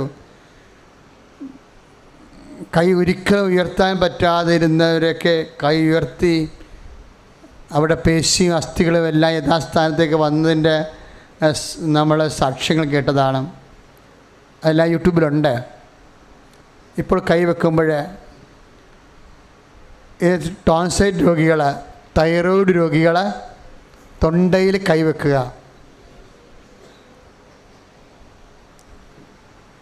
എന്നിട്ട് പറയണം, ഈശോൻ്റെ നാമത്തിലാണ് ഞാൻ ഈ കൈവച്ചിരിക്കണ. കർത്താവ്, ഈ കൈ നിൻ്റെ കൈയായി മാറ്റണമെന്ന് പ്രാർത്ഥിക്കണം. അമ്മേ, മധ്യസ്ഥം വഹിക്കണമെന്നും പ്രാർത്ഥിക്കണം. എണ്ടികൾ, കണ്ണ്, മൂക്ക്, ചെവിയെല്ലാം അവർ നെറ്റിയിലാണ് കൈവെക്കേണ്ടത്. കണ്ണിന് അസുഖമുള്ളവരെ, ചെവിക്ക് കേൾവിക്കുറവുള്ളവർ, ചെവിക്ക് നീറിറങ്ങിയവർ, ചെവിയിൽ നിന്ന് പഴുപ്പ് വരുന്ന ഡിസ്ചാർജ് ഉള്ളവർ, മൂക്കിനും മുഖത്തിനുമൊക്കെ വിഷമങ്ങളുള്ളവർ നെറ്റിയിലാണ് ഇപ്പോഴും കൈവെക്കേണ്ടത്.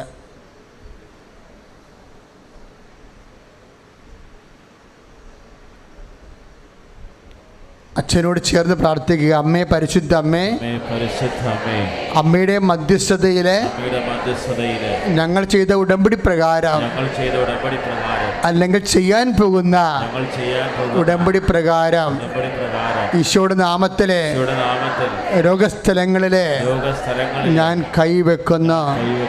മനോരോഗികള്, ഉറക്കമില്ലാത്തവര്, പ്രഷർ രോഗികള്, ഷുഗർ രോഗികള്, അസ്ഥി രോഗികള്, പേശി രോഗികള്, ആന്തരിക അവയവങ്ങളിലെ രോഗമുള്ളവര് യേശുനാമത്തിലെ ഈ കൈകള് യേശുവിൻ്റെ കൈകളായി ഈ നിമിഷം മാറട്ടെ. യേശുനാമത്തിലെ സൗഖ്യം പ്രാപിക്കട്ടെ. ഹല്ലേലൂയ.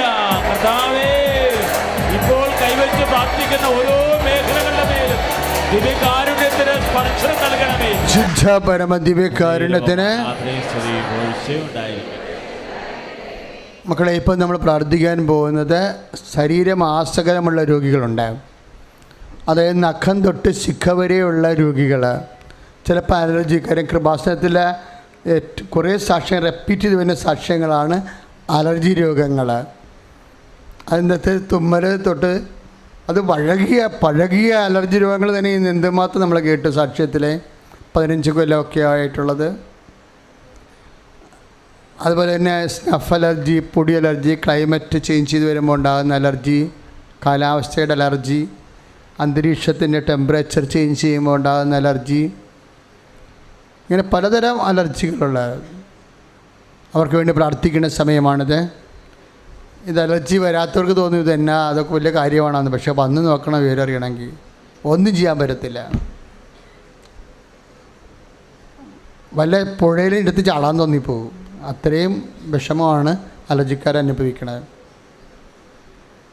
അപ്പോൾ അവരെങ്ങനെയാണ് കൈവെക്കേണ്ടതെന്ന് ഞാൻ പറഞ്ഞു തരാം. അതൊക്കെ അച്ഛൻ പറഞ്ഞെല്ലാം കേൾക്കണം. വാതരോഗികളുണ്ട്. പിന്നെ വാതരോഗം ശരീരം മൊത്തം എന്ന രോഗമാണ്. പിന്നെ തലച്ചൂട് കൊണ്ട് ഉറങ്ങാൻ പറ്റാത്തവർ, പിന്നെ മുടിക്കൊഴിച്ചിലുള്ളവർ. ഇതൊന്നും ഒരു കൃപാസനത്തിൽ നിങ്ങൾക്കറിയാമല്ലോ, ഇതെല്ലാം ദൈവം നമുക്ക് തന്നതല്ലേ. അപ്പോൾ ഒന്നും നിസ്സാരമല്ലെന്നർത്ഥം.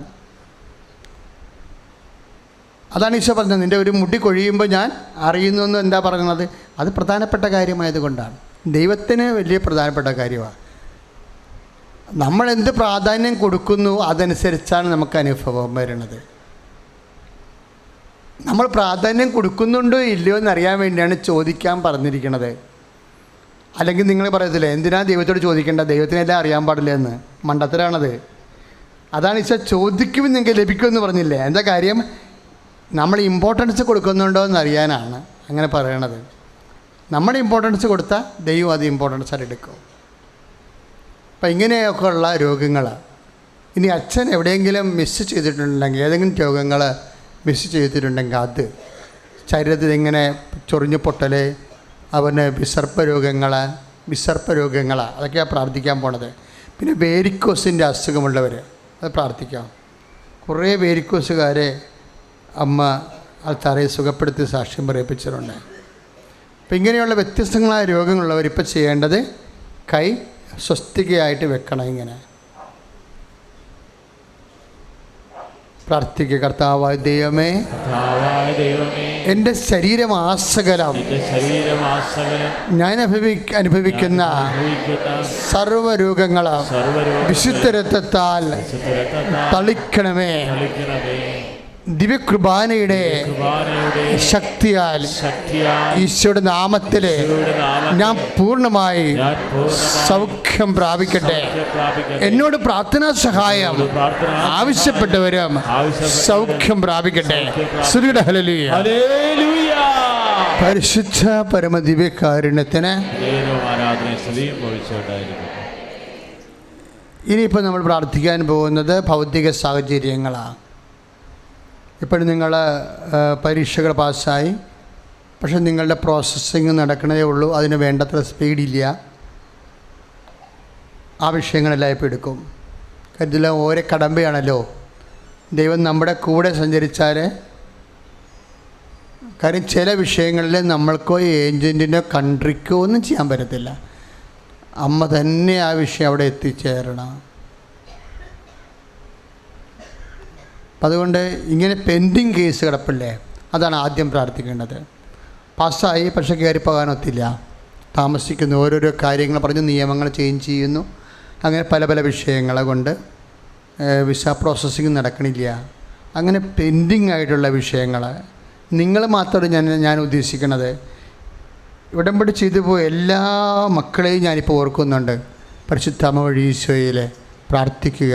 കർത്താവായ ദൈവമേ, ഞങ്ങളും ഈ ശുശ്രൂഷ ലൈവായി ചേരുന്ന എല്ലാവരും, ഉടമ്പടി എടുത്തുപോയ എല്ലാവരും, കർത്താവേ, തടസ്സപ്പെട്ട് കിടക്കുന്ന എല്ലാ വിസ പ്രോസസ്സിങ്ങും, എല്ലാ പ്രവർത്തനങ്ങളും, എല്ലാ കമ്മ്യൂണിക്കേഷൻസും, കറസ്പോണ്ടൻസും, യേശുവേ, നിയമ തടസ്സങ്ങൾ, സാങ്കേതിക തടസ്സങ്ങൾ പരിശുദ്ധ അമ്മയുടെ മധ്യസ്ഥത്താൽ യേശുനാമത്തിൽ അഴിഞ്ഞു മാറട്ടെ.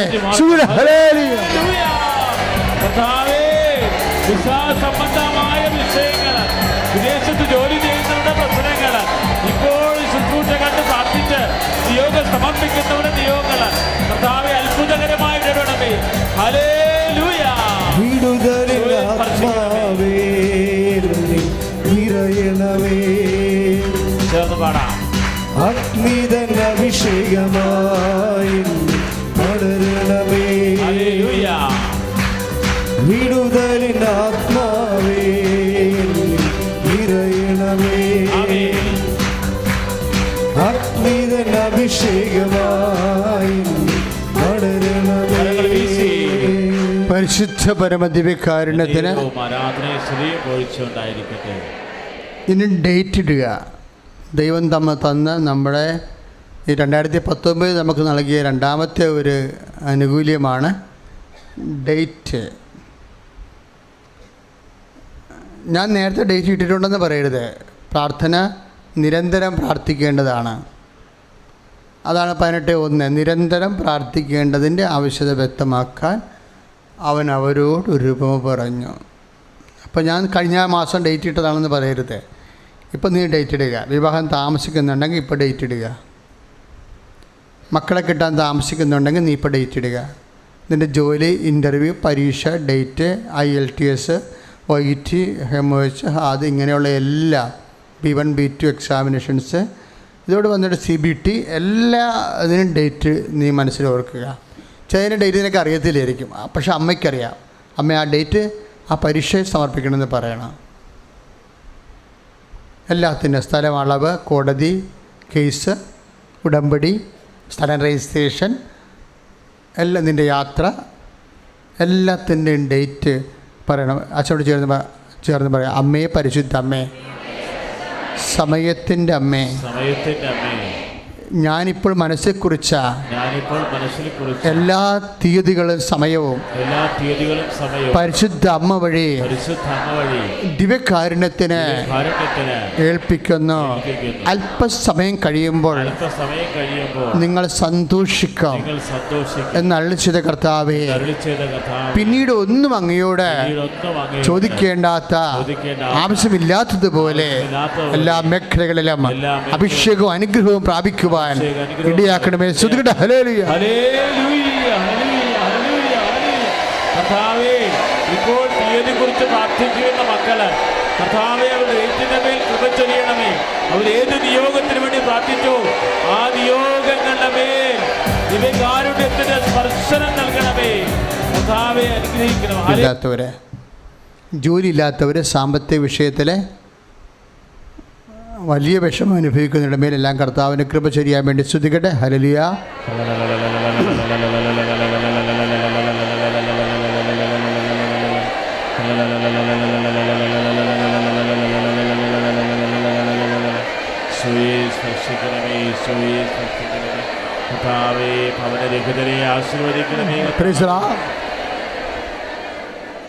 മക്കളുടെ പഠന വൈകല്യമുള്ളവർ, ഓട്ടിസമുള്ള മക്കൾ, പിന്നെ ഒരു കുഴപ്പമില്ല, പക്ഷേ പഠന വൈകല്യമാണ്.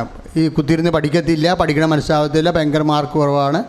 എപ്പോഴും നമ്മൾ PT ടീച്ചറെ വിളിച്ചിട്ട് ക്ലാസ്സിൽ പോകാനേ നമുക്ക് നേരെയുള്ളൂ. നമുക്ക് പേടിയാണ്. അവൻ്റെ റിസൾട്ട് കിട്ടുമ്പോൾ, കാർഡ് കിട്ടുമ്പോൾ, അങ്ങനെ കുഞ്ഞുങ്ങളെ സമർപ്പിച്ച് പ്രാർത്ഥിക്കേണ്ട സമയമാണിത്. പിന്നെ നമ്മുടെ മക്കൾ ഏതെങ്കിലും വഴി പിശകിൽ തെറ്റായ ബന്ധങ്ങളിൽ പോയി ചാടി എപ്പോഴും മൊബൈലും ഭ്രാന്തി പിടിച്ച പോലെ നടക്കുന്ന കുറേ കുടുംബങ്ങളെ സങ്കടപ്പെട്ട് ജീവിക്കുന്നുണ്ട്. അവരെല്ലാം പരിശുദ്ധ അമ്മയല്ലേ, മക്കളുടെ അമ്മ. അമ്മയ്ക്ക് ഏൽപ്പിക്കുക. എൻ്റെ മകനെ, എൻ്റെ മകളെ അമ്മയ്ക്ക് ഏൽപ്പിക്കുന്നു. അമ്മ ഈശോയുടെ മുമ്പിൽ അവരെ ഏൽപ്പിച്ച് എൻ്റെ കുഞ്ഞുങ്ങളെ സംരക്ഷിക്കണമെന്ന് പ്രാർത്ഥിക്കുക. മൗനമായി പ്രാർത്ഥിച്ചുകൊണ്ടിരിക്കുക.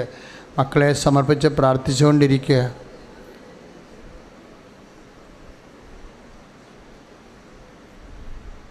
ഓരോരോ തരത്തിൽ വേദന അനുഭവിക്കുന്നവർ അച്ഛനോട് ചേർന്ന് പ്രാർത്ഥിക്കുക. കർത്താവായ ദൈവമേ, മക്കളെക്കുറിച്ച് വേവലാതി കൊള്ളുന്ന പ്രത്യേകമായ അവസ്ഥകളിലും അപകടങ്ങളിലും അപകട ബന്ധങ്ങളിലും അകപ്പെട്ടു പോയവരെ അമ്മയെ വിടുവിക്കണമേ. ദുശ്ശീലങ്ങള്, മാരകരോഗങ്ങള്, ജനിതക വൈകല്യങ്ങള് അമ്മയെ ഏറ്റെടുക്കണമേ. ശ്രുതികട്ടെ, ശ്രുതികട്ടെ. ഹല്ലേലൂയ. കരങ്ങൾ ഉയർത്തിക്കൊണ്ട് സ്തുതിക്കട്ടെ. കർത്താവേ, ഇപ്പോൾ സമർപ്പിച്ച നിയോഗങ്ങള് മക്കളില്ലാത്തവർക്ക് വേണ്ടി പ്രാർത്ഥിക്കട്ടെ. കർത്താവേ, സന്താനരഹിതരെ ആശീർവദിക്കണമേ. വൃദ്ധയായ എലിസബത്തിന് സന്താനം വാങ്ങിക്കൊടുത്ത ദൈവമേ, സാറായിക്ക് 90 വയസ്സ് സന്താനം കൊടുത്ത ദൈവമേ, ഹല്ലേലൂയ, ഹല്ലേലൂയ, ആശീർവദിക്കണമേ. മൗനമായി പ്രാർത്ഥിക്കട്ടെ. ഏതെങ്കിലും വിഷയം വിട്ടുപോയിട്ടുണ്ടെങ്കിൽ ഇപ്പോഴേ ലോകം മുഴുവനുള്ള ഈ പ്രോഗ്രാം ലൈവായി കൂടുന്ന എല്ലാവരും പ്രാർത്ഥിക്കട്ടെ. ഏതെങ്കിലും വിഷയം വിട്ടുപോയിട്ടുണ്ടെങ്കിൽ അത് പരിശുദ്ധ അമ്മയോട് ചേർന്ന് കൂട്ടിച്ചേർക്കട്ടെ. മക്കളില്ലാത്തവർ അടിവയറ്റി തൊട്ട് പ്രാർത്ഥിച്ചപ്പോൾ നേരത്തെ നമ്മൾ അവർക്ക് വേണ്ടി പ്രാർത്ഥിച്ചിരുന്നു. ഇപ്പോഴത് വീണ്ടും ഓർക്കാൻ ആവശ്യപ്പെടുന്നു. നേർച്ച വസ്തുക്കൾ കയ്യിലെടുക്കുക. പത്രമാണ് നമ്മുടെ ഏറ്റവും വലിയ നേർച്ച വസ്തു, പ്രേക്ഷിത പ്രവർത്തനം ചെയ്യണത്. നേർച്ച വസ്തുക്കൾ കയ്യിലെടുക്കുക.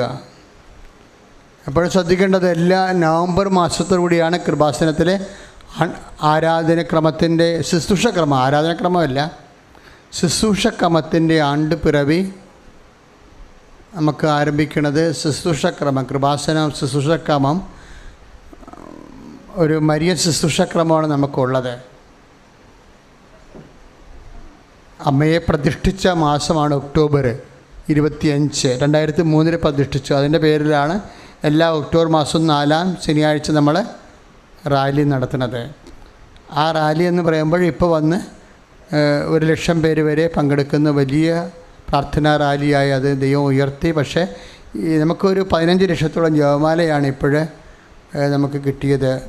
അങ്ങനെ 2003 മുതലുള്ള റാലിയിലൂടെ 1 കോടി ജപമാലയാണ് കൃപാസനത്തിൻ്റെ ആധ്യാത്മിക ആസ്തി, മധ്യസ്ഥ പ്രാർത്ഥന. അതിൽ നിന്നാണ് ഈ ലൈറ്റക്കാൻ്റെ പേർ റിക്വസ്റ്റ് ഇത്രയും ശക്തമായ രീതിയിൽ വരണത്. ഇങ്ങനെ പുതിയ പുതിയ പ്രാർത്ഥന കാലത്തിനൊപ്പിച്ചുള്ള ദൈവജനത്തിൻ്റെ ആശ്വാസ നടപടികൾ വരണത് അതുകൊണ്ടാണ്. അതല്ല, ഈ ലൈറ്റക്കാൻ്റെ പേർ റിക്വസ്റ്റിൽ ഉള്ളൊരു ഗുണമെന്ന് പറയുന്നത്, ഇപ്പോൾ അക്രൈസ്തവ സഹോദരങ്ങൾക്ക് ഉടമ്പടി ചെയ്യാൻ അനുവാദമില്ല അല്ലേ? പിന്നെ അവർക്ക് ചെയ്യാവുന്നത് എന്താണ്? അവർക്ക് പരിചയമുള്ള ക്രൈസ്തവർക്ക് ഉടമ്പടി ചെയ്യാം. അപ്പോൾ അവർക്ക് അക്രൈസ്തവരുടെ ആവശ്യം ഒരു കാരുണ്യ പ്രവൃത്തി പോലെ മറ്റുള്ളവരുടെ പ്രാർത്ഥന ആവശ്യം കൂടി ക്രൈസ്തവർക്ക് എഴുതി ഉടമ്പടി ചെയ്യാവുന്നതാണ്. പക്ഷേ വിശുദ്ധിയോടെ ജീവിക്കണം, ആരുടെ പേരിൽ ആരുടമ്പടി ചെയ്താലും.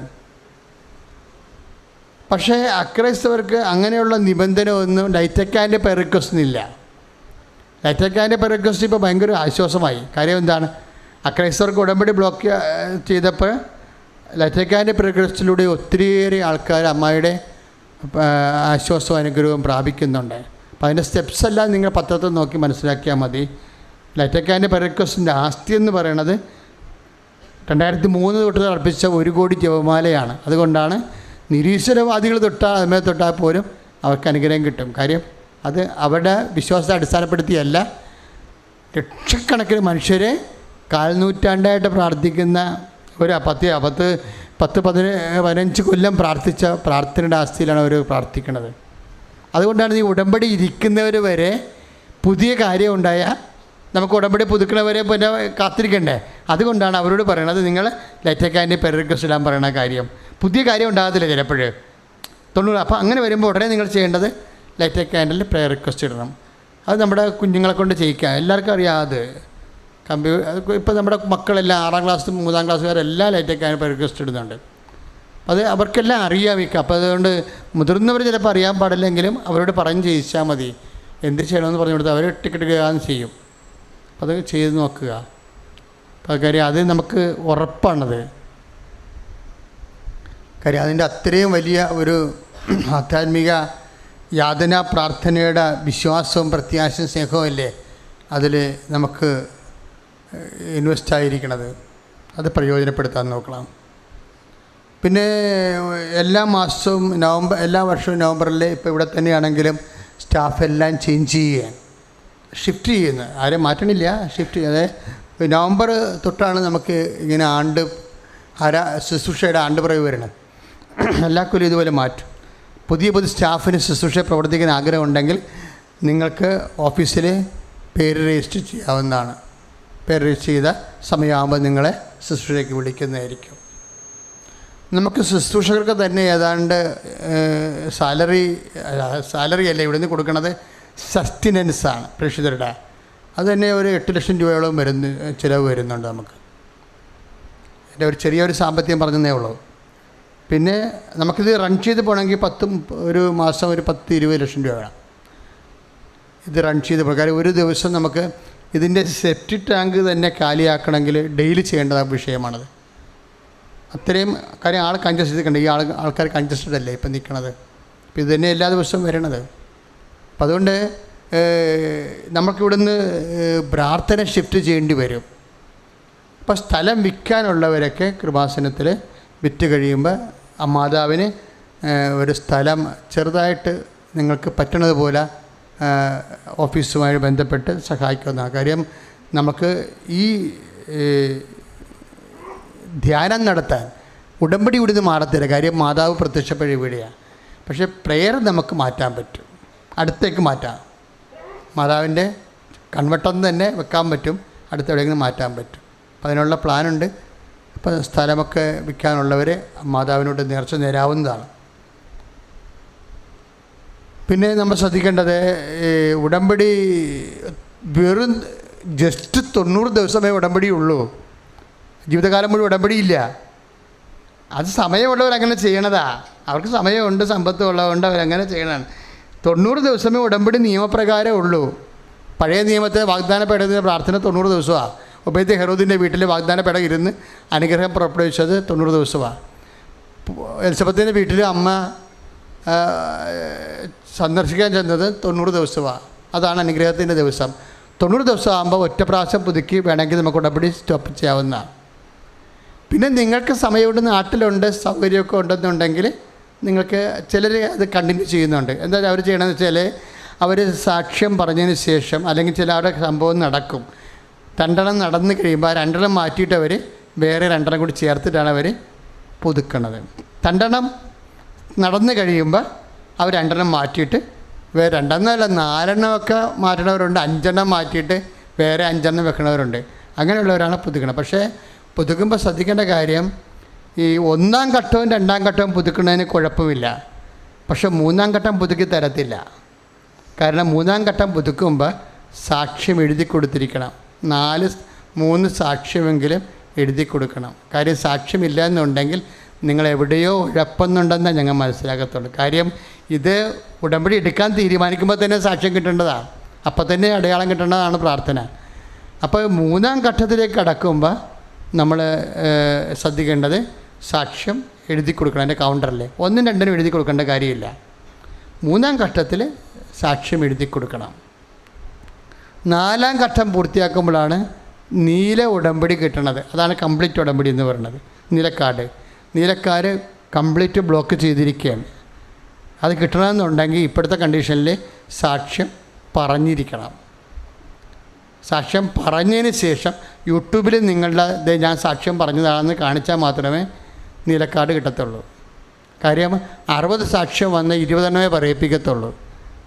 അപ്പോൾ അത് ഉടമ്പടിയുടെ ലിങ്കും അതിൻ്റെ ഒരു പ്രത്യേക ഫീച്ചറൊക്കെ ഉണ്ട് സാക്ഷ്യങ്ങൾക്ക്. അപ്പോൾ അതൊക്കെ നോക്കിയിട്ടാണ് ഉടമ്പടി സാക്ഷ്യം പറയിപ്പിക്കുന്നത്. അപ്പോൾ ഉടമ്പടിയുടെ ഒരു നേച്ചറുണ്ടാവും സാക്ഷ്യത്തിൻ്റെ. അതുകൊണ്ടാണ് അത് കയറ്റി പറയിപ്പിക്കണത്.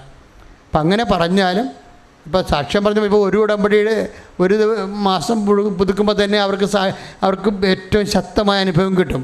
പക്ഷേ ആ ഉടമ്പടി നീല പേപ്പർ കിട്ടണമെന്നുണ്ടെങ്കിൽ ആ ഉടമ്പടിയുടെ 4 പുതുക്കി സാക്ഷ്യം പറയാതെ നീല പേപ്പർ കിട്ടത്തില്ല. നീല പേപ്പർ എന്ന് പറയണത് ആ നീല പേപ്പർ കിട്ടിയ സാക്ഷ്യം പറഞ്ഞ പേപ്പറാണെങ്കിൽ 15 മിനിറ്റ് വരെ നമുക്ക് മെസ്സേജ് കൗൺസിലിംഗ് പോയിട്ട് മെസ്സേജ് കൗൺസിലിംഗ് 3 തൊട്ടാണ് തുടങ്ങുന്നത്. മെസ്സേജ് കൗൺസിലിംഗ് അപ്പോൾ എപ്പോഴും നമ്മൾ ശ്രദ്ധിക്കേണ്ട ഇതാണ്, അച്ഛനെ കാണുന്ന ഉടമ്പടിയും തമ്മിൽ ഒരു ബന്ധവുമില്ല. ആരും അച്ഛനെ കാണാൻ വേണ്ടി ഉടമ്പടി എടുക്കേണ്ട കാര്യമില്ല. അങ്ങനെയില്ല. കാര്യം 2,16,000 പേരെ ഉടമ്പടി ചെയ്തിരിക്കുന്നത്. ഈ ആൾക്കാരെ അപ്പോൾ അച്ഛൻ കാണാനാ? 2,16,000 പേരെ ഉടമ്പടി എടുത്തിരിക്കണേ. അപ്പം നമ്മൾ ശ്രദ്ധിക്കേണ്ട കാര്യം, അച്ഛനെ കാണാൻ വേണ്ടി ആരും ഉടമ്പടി എടുക്കരുത്. ഉടമ്പടി അമ്മയും നിങ്ങളും തമ്മിലുള്ള ബന്ധമാണ്. ഈ സാക്ഷ്യം പറയുന്ന 95% പേരും എന്നെ കണ്ടവരല്ല. അപ്പം നിങ്ങൾ കറക്റ്റാണെങ്കിൽ അമ്മയാണ് ഈ വിഷയം ചെയ്യണം. ദൈവവും നിങ്ങളും തമ്മിലുള്ള ഏർപ്പാടല്ലേ. അപ്പം അത് കറക്റ്റായിട്ട് കൊണ്ടുപോവുക. പിന്നെ ഇപ്പോൾ 1 കൊല്ലമൊക്കെ നിന്ന് ഉടമ്പടി ചൂടി സാക്ഷിയൊക്കെ പറഞ്ഞു കഴിയുമ്പോൾ ചില കാര്യങ്ങൾ ബാക്കി അവശേഷിക്കുകയാണെങ്കിൽ മെസ്സേജിലിട്ട് പോകേണ്ടി വരും. അപ്പം മെസ്സേജിലോട്ട് പോണത് മൂന്നാമത്തെ ഉടമ്പടി തുടങ്ങിയാണ് മെസ്സേജിലോട്ട് പോണത്. ഇപ്പം ഇപ്പോൾ നിങ്ങൾ ചില ഇവിടെ വരുമ്പോൾ തന്നെ ഒന്നും രണ്ട് പേരൊക്കെ ഇപ്പോൾ ഒന്നും രണ്ട് പേർക്കൊക്കെ കാര്യങ്ങൾ പറയാം. ഇപ്പോൾ അച്ഛൻ സമയമുണ്ടെങ്കിൽ ആൾക്കാരോട് നിന്നിട്ട് കാര്യങ്ങൾ പറയും. കാര്യം ഒരു പുതുക്കി കഴിഞ്ഞവർ ഒന്ന് പുതുക്കിയും രണ്ട് പുതുക്കിയവർക്കും ബാക്കിയുള്ള കാര്യങ്ങൾ പറഞ്ഞൊരു ബ്ലെസ്സിങ്സ് വാങ്ങിക്കാം. പക്ഷേ കൗൺസിലിംഗ് വേറെ, കാര്യം പറയണം കൗൺസിലിംഗ് രണ്ടാണ്. കൗൺസിലിംഗ് എന്ന് പറഞ്ഞാൽ അതിനകത്ത് മെസ്സേജിലോട്ട് പോകും. കർത്താവ് ദർശന മെസ്സേജ് സന്ദേശം തരുന്നുണ്ടെങ്കിൽ അത് കൈമാറുന്നത്. പക്ഷെ അതിന് 3 ഉടമ്പടി കഴിഞ്ഞ് അത് പുതുക്കിയിരിക്കണം. അതുകൊണ്ട് എപ്പോഴും പത്രത്തിൻ്റെ കാർഡ് വളരെ സീരിയസ് ആണ്. അത് കളഞ്ഞു പോയെന്നൊക്കെ പറഞ്ഞാൽ ഒന്നും പിന്നെ രണ്ടാമത് ചെയ്യാൻ പറയുകയുള്ളൂ. അപ്പോൾ സീനിയോറിറ്റി പോകും. ഒരു പത്രത്തിൻ്റെ കാർഡൊക്കെ പോയി കഴിഞ്ഞാലേ ഇപ്പം നമുക്ക് 3 പത്രത്തിൽ ഇപ്പോൾ ഇടയ്ക്ക് മിസ്സായിപ്പോയി എന്ന് വിചാരിച്ചോ. ജനുവരി ഫെബ്രുവരി വന്ന് മാർച്ചിൽ വന്നില്ല, പിന്നെ ഏപ്രിലിൽ വന്ന്. അപ്പോൾ ജനുവരിയിലും ഫെബ്രുവരിയിലും ഏപ്രിലിലും കാർഡ് ഉണ്ടെങ്കിൽ തീർച്ചയായിട്ടും പുതുക്കി കിട്ടും. കാര്യം 1-2 പ്രാർത്ഥന ചിലപ്പോൾ അപ്പം മരിച്ചു പോയി ആശുപത്രിയിലാണെങ്കിൽ എന്ത് ചെയ്യാൻ പറ്റും? അപ്പോൾ നിങ്ങളുടെ കാർഡ് ഉണ്ടെങ്കിൽ കാർഡുള്ള അത് മാസം അത് കൃത്യമല്ലെങ്കിലും അത് തുടർച്ചയായിട്ടല്ലെങ്കിലും ജനുവരി ഉണ്ടായി, പിന്നെ ഏപ്രിലേ ഉള്ളൂ, പിന്നെ 2019 ഏപ്രിൽ കഴിഞ്ഞിട്ട് മെയ് കഴിഞ്ഞിട്ട് ജൂണേ ഉള്ളെങ്കിൽ ഈ 3 കാർഡും കൂടി എടുത്തു വെച്ചിട്ട് ഒരു പ്രാവശ്യം പുതുക്കി തരും. നമുക്ക് 3 കാർഡ് കിട്ടിയാൽ മതി. കാര്യം നിങ്ങൾ പ്രാർത്ഥന. പക്ഷേ എപ്പോഴും നമ്മൾ ശ്രദ്ധിക്കേണ്ട ഒരു കാര്യമാണ്, നിങ്ങൾ പൊട്ടത്തരം കാണിക്കരുത്. കാര്യം ചില ആൾക്കാർ പ്രാർത്ഥനയ്ക്ക് വരാതെ നാത്തുവിനെ കൊണ്ട് കാർഡ് മേടിപ്പിക്കും. അവിടെയാണ് പ്രശ്നം വേണ്ടത്. അതൊക്കെ തന്നെ ആ കാശും പോകും, നിങ്ങൾ ദൈവദർശന ഫ്രോഡും ആകും. അങ്ങനെ ചെയ്യരുത്. നിങ്ങൾക്ക് പറ്റണ പോലെ പ്രാർത്ഥന കൂടിയിട്ട് ആ കാർഡ് സൂക്ഷിച്ച് വെക്കുക. കാരണം നിങ്ങൾ ചെയ്ത പ്രേക്ഷിത പ്രവർത്തനത്തിൻ്റെതാണ്. പ്രേക്ഷിത പ്രവർത്തനം ചെയ്യുമ്പോൾ കർത്താവിനോട് സ്നേഹത്തോടെ വേണം ചെയ്യാൻ. കാര്യം ഇതുപോലെ ഒരു പ്രാർത്ഥനാ രൂപം കിട്ടാനില്ല. അത്രയ്ക്ക് പെർഫെക്റ്റാണ് ഈ ഉടമ്പടി. അപ്പം അതുകൊണ്ട് എൻ്റെ മക്കളെ ഈ പ്രേക്ഷിത പ്രവർത്തനമായാലും അതുപോലെ തന്നെ കാരുണ്യപ്രവൃത്തി ആയാലും ഉപവിപ്രവർത്തനമായാലും അതെല്ലാം ദൈവം നമ്മളോട് കാലാകാലങ്ങളിൽ പറഞ്ഞിട്ടുള്ള കാര്യങ്ങൾ അമ്മയുടെ മധ്യസ്ഥത ചെയ്ത് ശക്തിയും വിശുദ്ധിയും പ്രാപിക്കുന്ന അപൂർവമായ ഒരു അനുഭവമാണ്. അതുകൊണ്ട് പ്രത്യേകമായിട്ട് ശ്രദ്ധിച്ച് ചെയ്യേണ്ടതാണ്. മരിയൻ ഉടമ്പടി നേരത്തെ മരിയൻ തപസ് ധ്യാനത്തെക്കുറിച്ച് പറയുകയാണ്. അത് നേരത്തെ നിങ്ങൾ രജിസ്റ്റർ ചെയ്യേണ്ടതാണ്. മരിയൻ തപസ് ധ്യാനം നേരത്തെ രജിസ്റ്റർ ചെയ്യേണ്ടതാണ്. അപ്പോൾ 1-2 പെട്ടെന്ന് പുതുക്കാം, നിർബന്ധമില്ല. ഒരു പ്രാവശ്യം പുതുക്കി വെക്കണം. എന്താ കാര്യം എന്നറിയാമോ? ഇപ്പം ഞാൻ തിരക്കിന് പോകുമ്പോഴും നിങ്ങൾക്കൊരു എമർജൻസി കേസ് ഉണ്ടായാൽ ചിലപ്പോൾ ആ വിഷയം കേൾക്കുമ്പോൾ എനിക്ക് അത് സീരിയസ് ആണല്ലോ എന്ന് തോന്നിയാൽ ഞാൻ ഉടനെ ഉടമ്പടി ചോദിക്കുമ്പോൾ നിങ്ങളുടെ പേപ്പർ ഒക്കെ ആയിരിക്കണം. അപ്പോൾ ആ പേപ്പർ കണ്ടില്ല ഈ പേപ്പറല്ലെന്ന് പറയുമ്പോൾ ഞാൻ മൈൻഡ് ചെയ്യത്തില്ല. കാര്യം 2 ലക്ഷം മനുഷ്യരുടെ ഇടയിൽ കാര്യം കാണാൻ വേണ്ടി നിങ്ങൾ ചുമ്മാ ദൈവത്തിനും ദുർവിനിയോഗിക്കുമ്പോൾ തോന്നരുത്. കാര്യം ഇത് ഉടമ്പടിയാണ്. അപ്പോൾ അതിൻ്റെ അകത്ത് ഉടമ്പടിയാണെന്നുള്ള ബോധം ഉണ്ടാവണം എപ്പോഴും നമുക്ക്. അപ്പോൾ അതുകൊണ്ട് അത് ദൈവദർശനം നിങ്ങൾ കറക്റ്റായിട്ട് നിന്നാൽ ചേർച്ചപ്പറ്റി ആ 2 കുഞ്ഞുങ്ങളെ പ്രസവിച്ചെന്ന് പറഞ്ഞില്ലേ ഉടമ്പടി പുതുക്കിയപ്പോൾ അവരെന്താ ചെയ്തതെന്നറിയാമോ? അവർ അൾത്താരെ കയറി വന്നിട്ട് എന്നോട് പറഞ്ഞ് ഇനി എന്ത് ചെയ്യും, 20 വയസ്സായി, 20 കൊല്ലമായി. ഞാൻ പറഞ്ഞു ഇനി കൊന്നു നോക്കും നീ കർത്താവിൻ്റെ കാലിൽ തൊട്ടേ. അവർ തൊട്ട്. ഇനി ആ മാതാവിനോട് ചെന്ന് പറഞ്ഞേ കൊച്ചിനെയും കൊണ്ടൊന്ന് സാക്ഷ്യം പറഞ്ഞോളാം.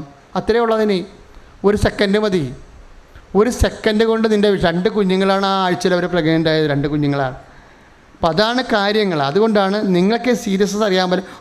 ഒക്കട്ടെ ഒത്താ എന്നൊക്കെ പറഞ്ഞുകൊണ്ട് വരും. അപ്പം അതുകൊണ്ട് അങ്ങനെ ചെയ്യരുത്. ഞാൻ നോക്കണം ദൈവത്തോട് നിങ്ങൾ സത്യസന്ധരാണ്, വിശ്വസ്തരാണ്, സീരിയസ് ആണെന്നേ നോക്കത്തുള്ളൂ. ഞാൻ അപ്പോഴും എല്ലാവരും അങ്ങനെ ഇവിടെ ഇരിക്കണ എല്ലാവരും ഈ കൗൺസിലൊക്കെ വരുമ്പോൾ ഇടയ്ക്ക് പ്രശ്നം ഉണ്ടാകണതാണ്. കാര്യം ഞങ്ങൾ മൈന്യൂട്ട് വരെ ശ്രദ്ധിക്കും. നിങ്ങളെന്താണ് ചെയ്തത്, നിങ്ങൾ തന്നെയാണ് ആ പ്രാർത്ഥനയ്ക്ക് വന്നത്, അതാ വേറെ ആൾക്കാരെ കൊണ്ട് പ്രാർത്ഥനയ്ക്ക് വിളിച്ചിട്ട് ചീട്ട് മേടിച്ചിട്ട് പുതുക്കാൻ വേണ്ടി വന്നിരിക്കുകയാണ്. അപ്പോൾ ഇന്നലെ ഒരു ചേട്ടത്തി തൈക്കാട്ടുശ്ശേരി വന്നു. തൈക്കാട്ടുശ്ശേരി വരാൻ ആർക്കും അനുവാദമില്ല, ആരെയും വിളിച്ചിട്ടില്ല. എമർജൻസി വല്ല ഇപ്പം മരിക്കാൻ പോകണമെന്ന് പറഞ്ഞ കേസൊക്കെ എടുക്കും വെച്ചാൽ. പക്ഷേ തൈക്കാട്ടുശ്ശേരി വരാൻ ആർക്കും അനുവാദമില്ല. അപ്പോൾ ഇന്നലെ അവർ വന്നിരിക്കണതിനാണെന്നറിയാമോ? അവരുടെ കയ്യിൽ 3 മാസത്തെ പ്രാർത്ഥന ചീട്ടില്ല. പിന്നെ തിരക്ക് പിടിച്ച് വന്നപ്പോൾ എന്താ പ്രശ്നം? അവിടെതല്ല, ഭർത്താവ് ആണ് ഉടമ്പടി എടുത്തിരിക്കുന്നത്. ഭർത്താവ് വീട്ടിലിരിക്കുകയും ചെയ്യണം, ഭാര്യയെ ഉടമ്പടി കട്ടുകൊണ്ട് വന്നിരിക്കുക. നിങ്ങളുടെ ഭാര്യയും ഭർത്താവും ഒക്കെ വീട്ടിലേ ഉള്ളൂ. കൃപാസനത്തിൽ അതൊന്നുമില്ല. കൃപാസനത്തിൽ ആത്മാവാണുള്ളത്. അതെപ്പോഴും ശ്രദ്ധിക്കണം. നിങ്ങൾ ഉടമ്പടി ദൈവത്തോടല്ലേ ചെയ്യണത്. ഇപ്പം ഞങ്ങൾ നോക്കണത് ആരാണ് ചെയ്തതെന്ന് നോക്കത്തുള്ളൂ. അമ്മയുടെ ഉടമ്പടി കൊണ്ട് മകന് വരാൻ പറ്റത്തില്ല. ആ പേര് തിരിക്കണം അതിനാണ്.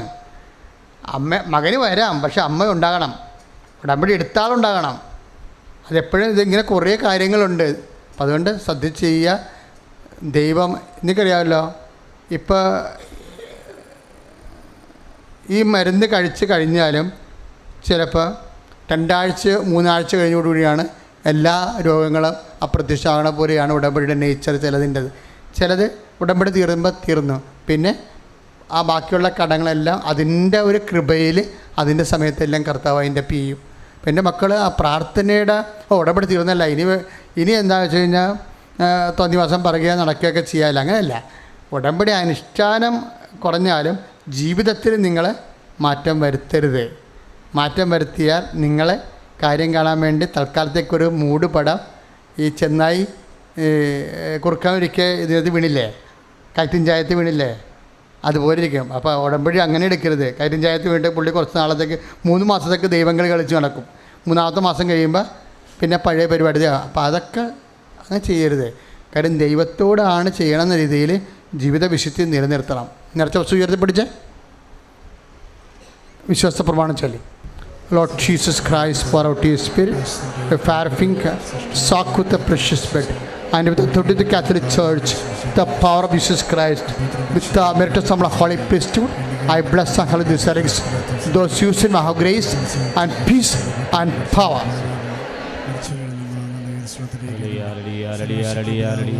കരങ്ങൾ ഉയർത്തിപ്പിടി സ്തുതിക്കട്ടെ. ഹല്ലേലൂയ, ഹല്ലേലൂയ.